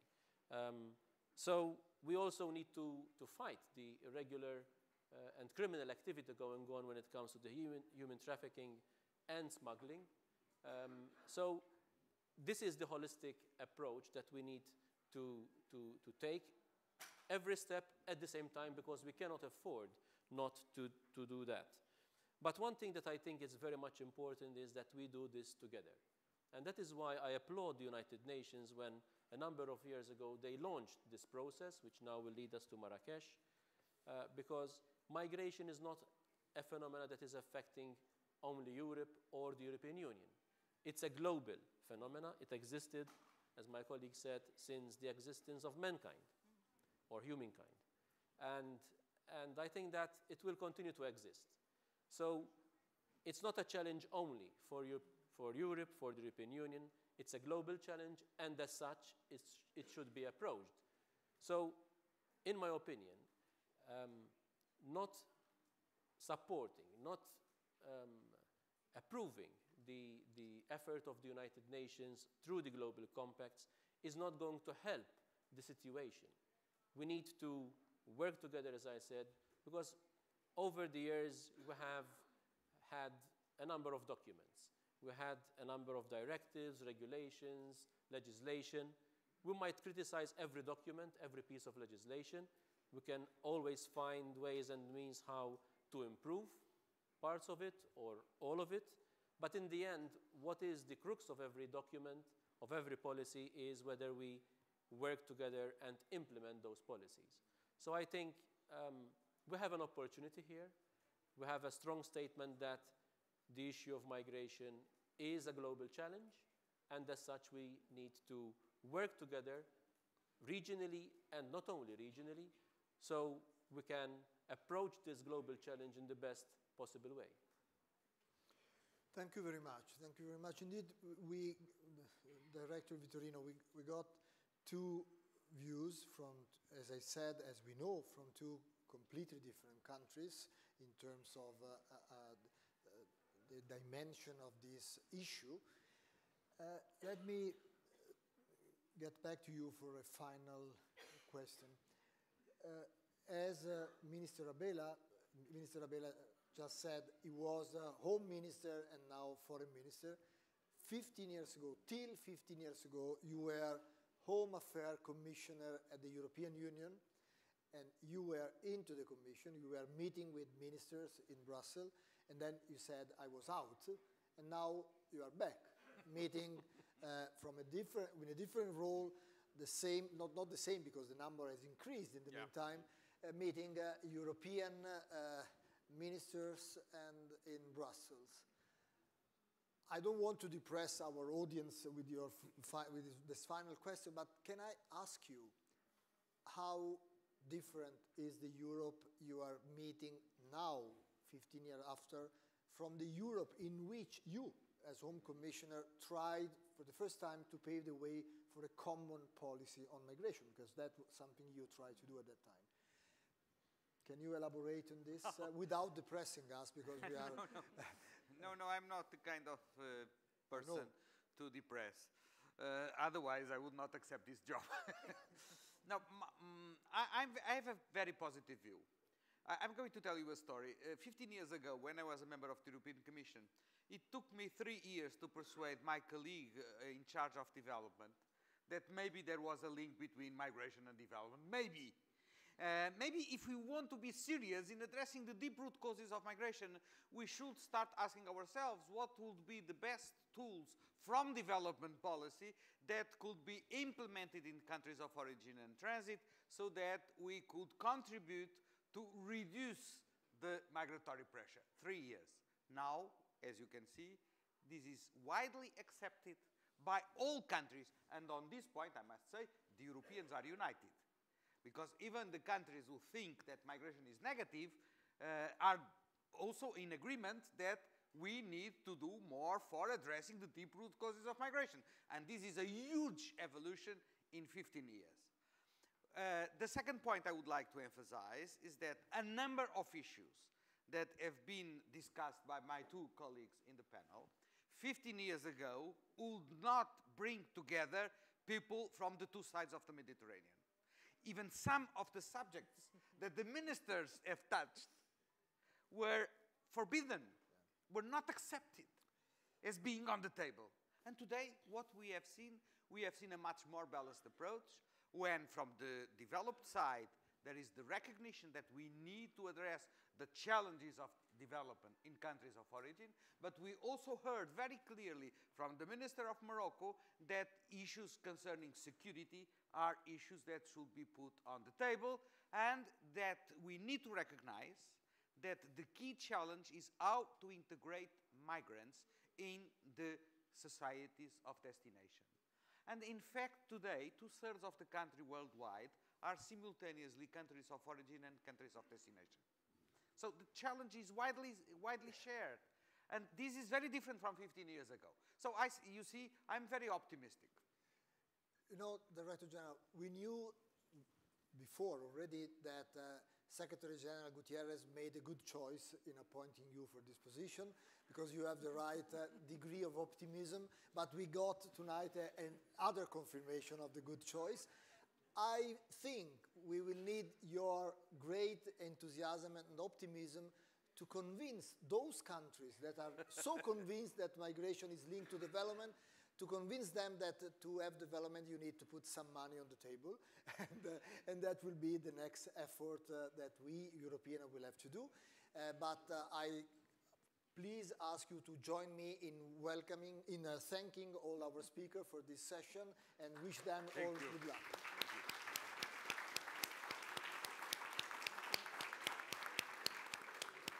Thank you. Well, and we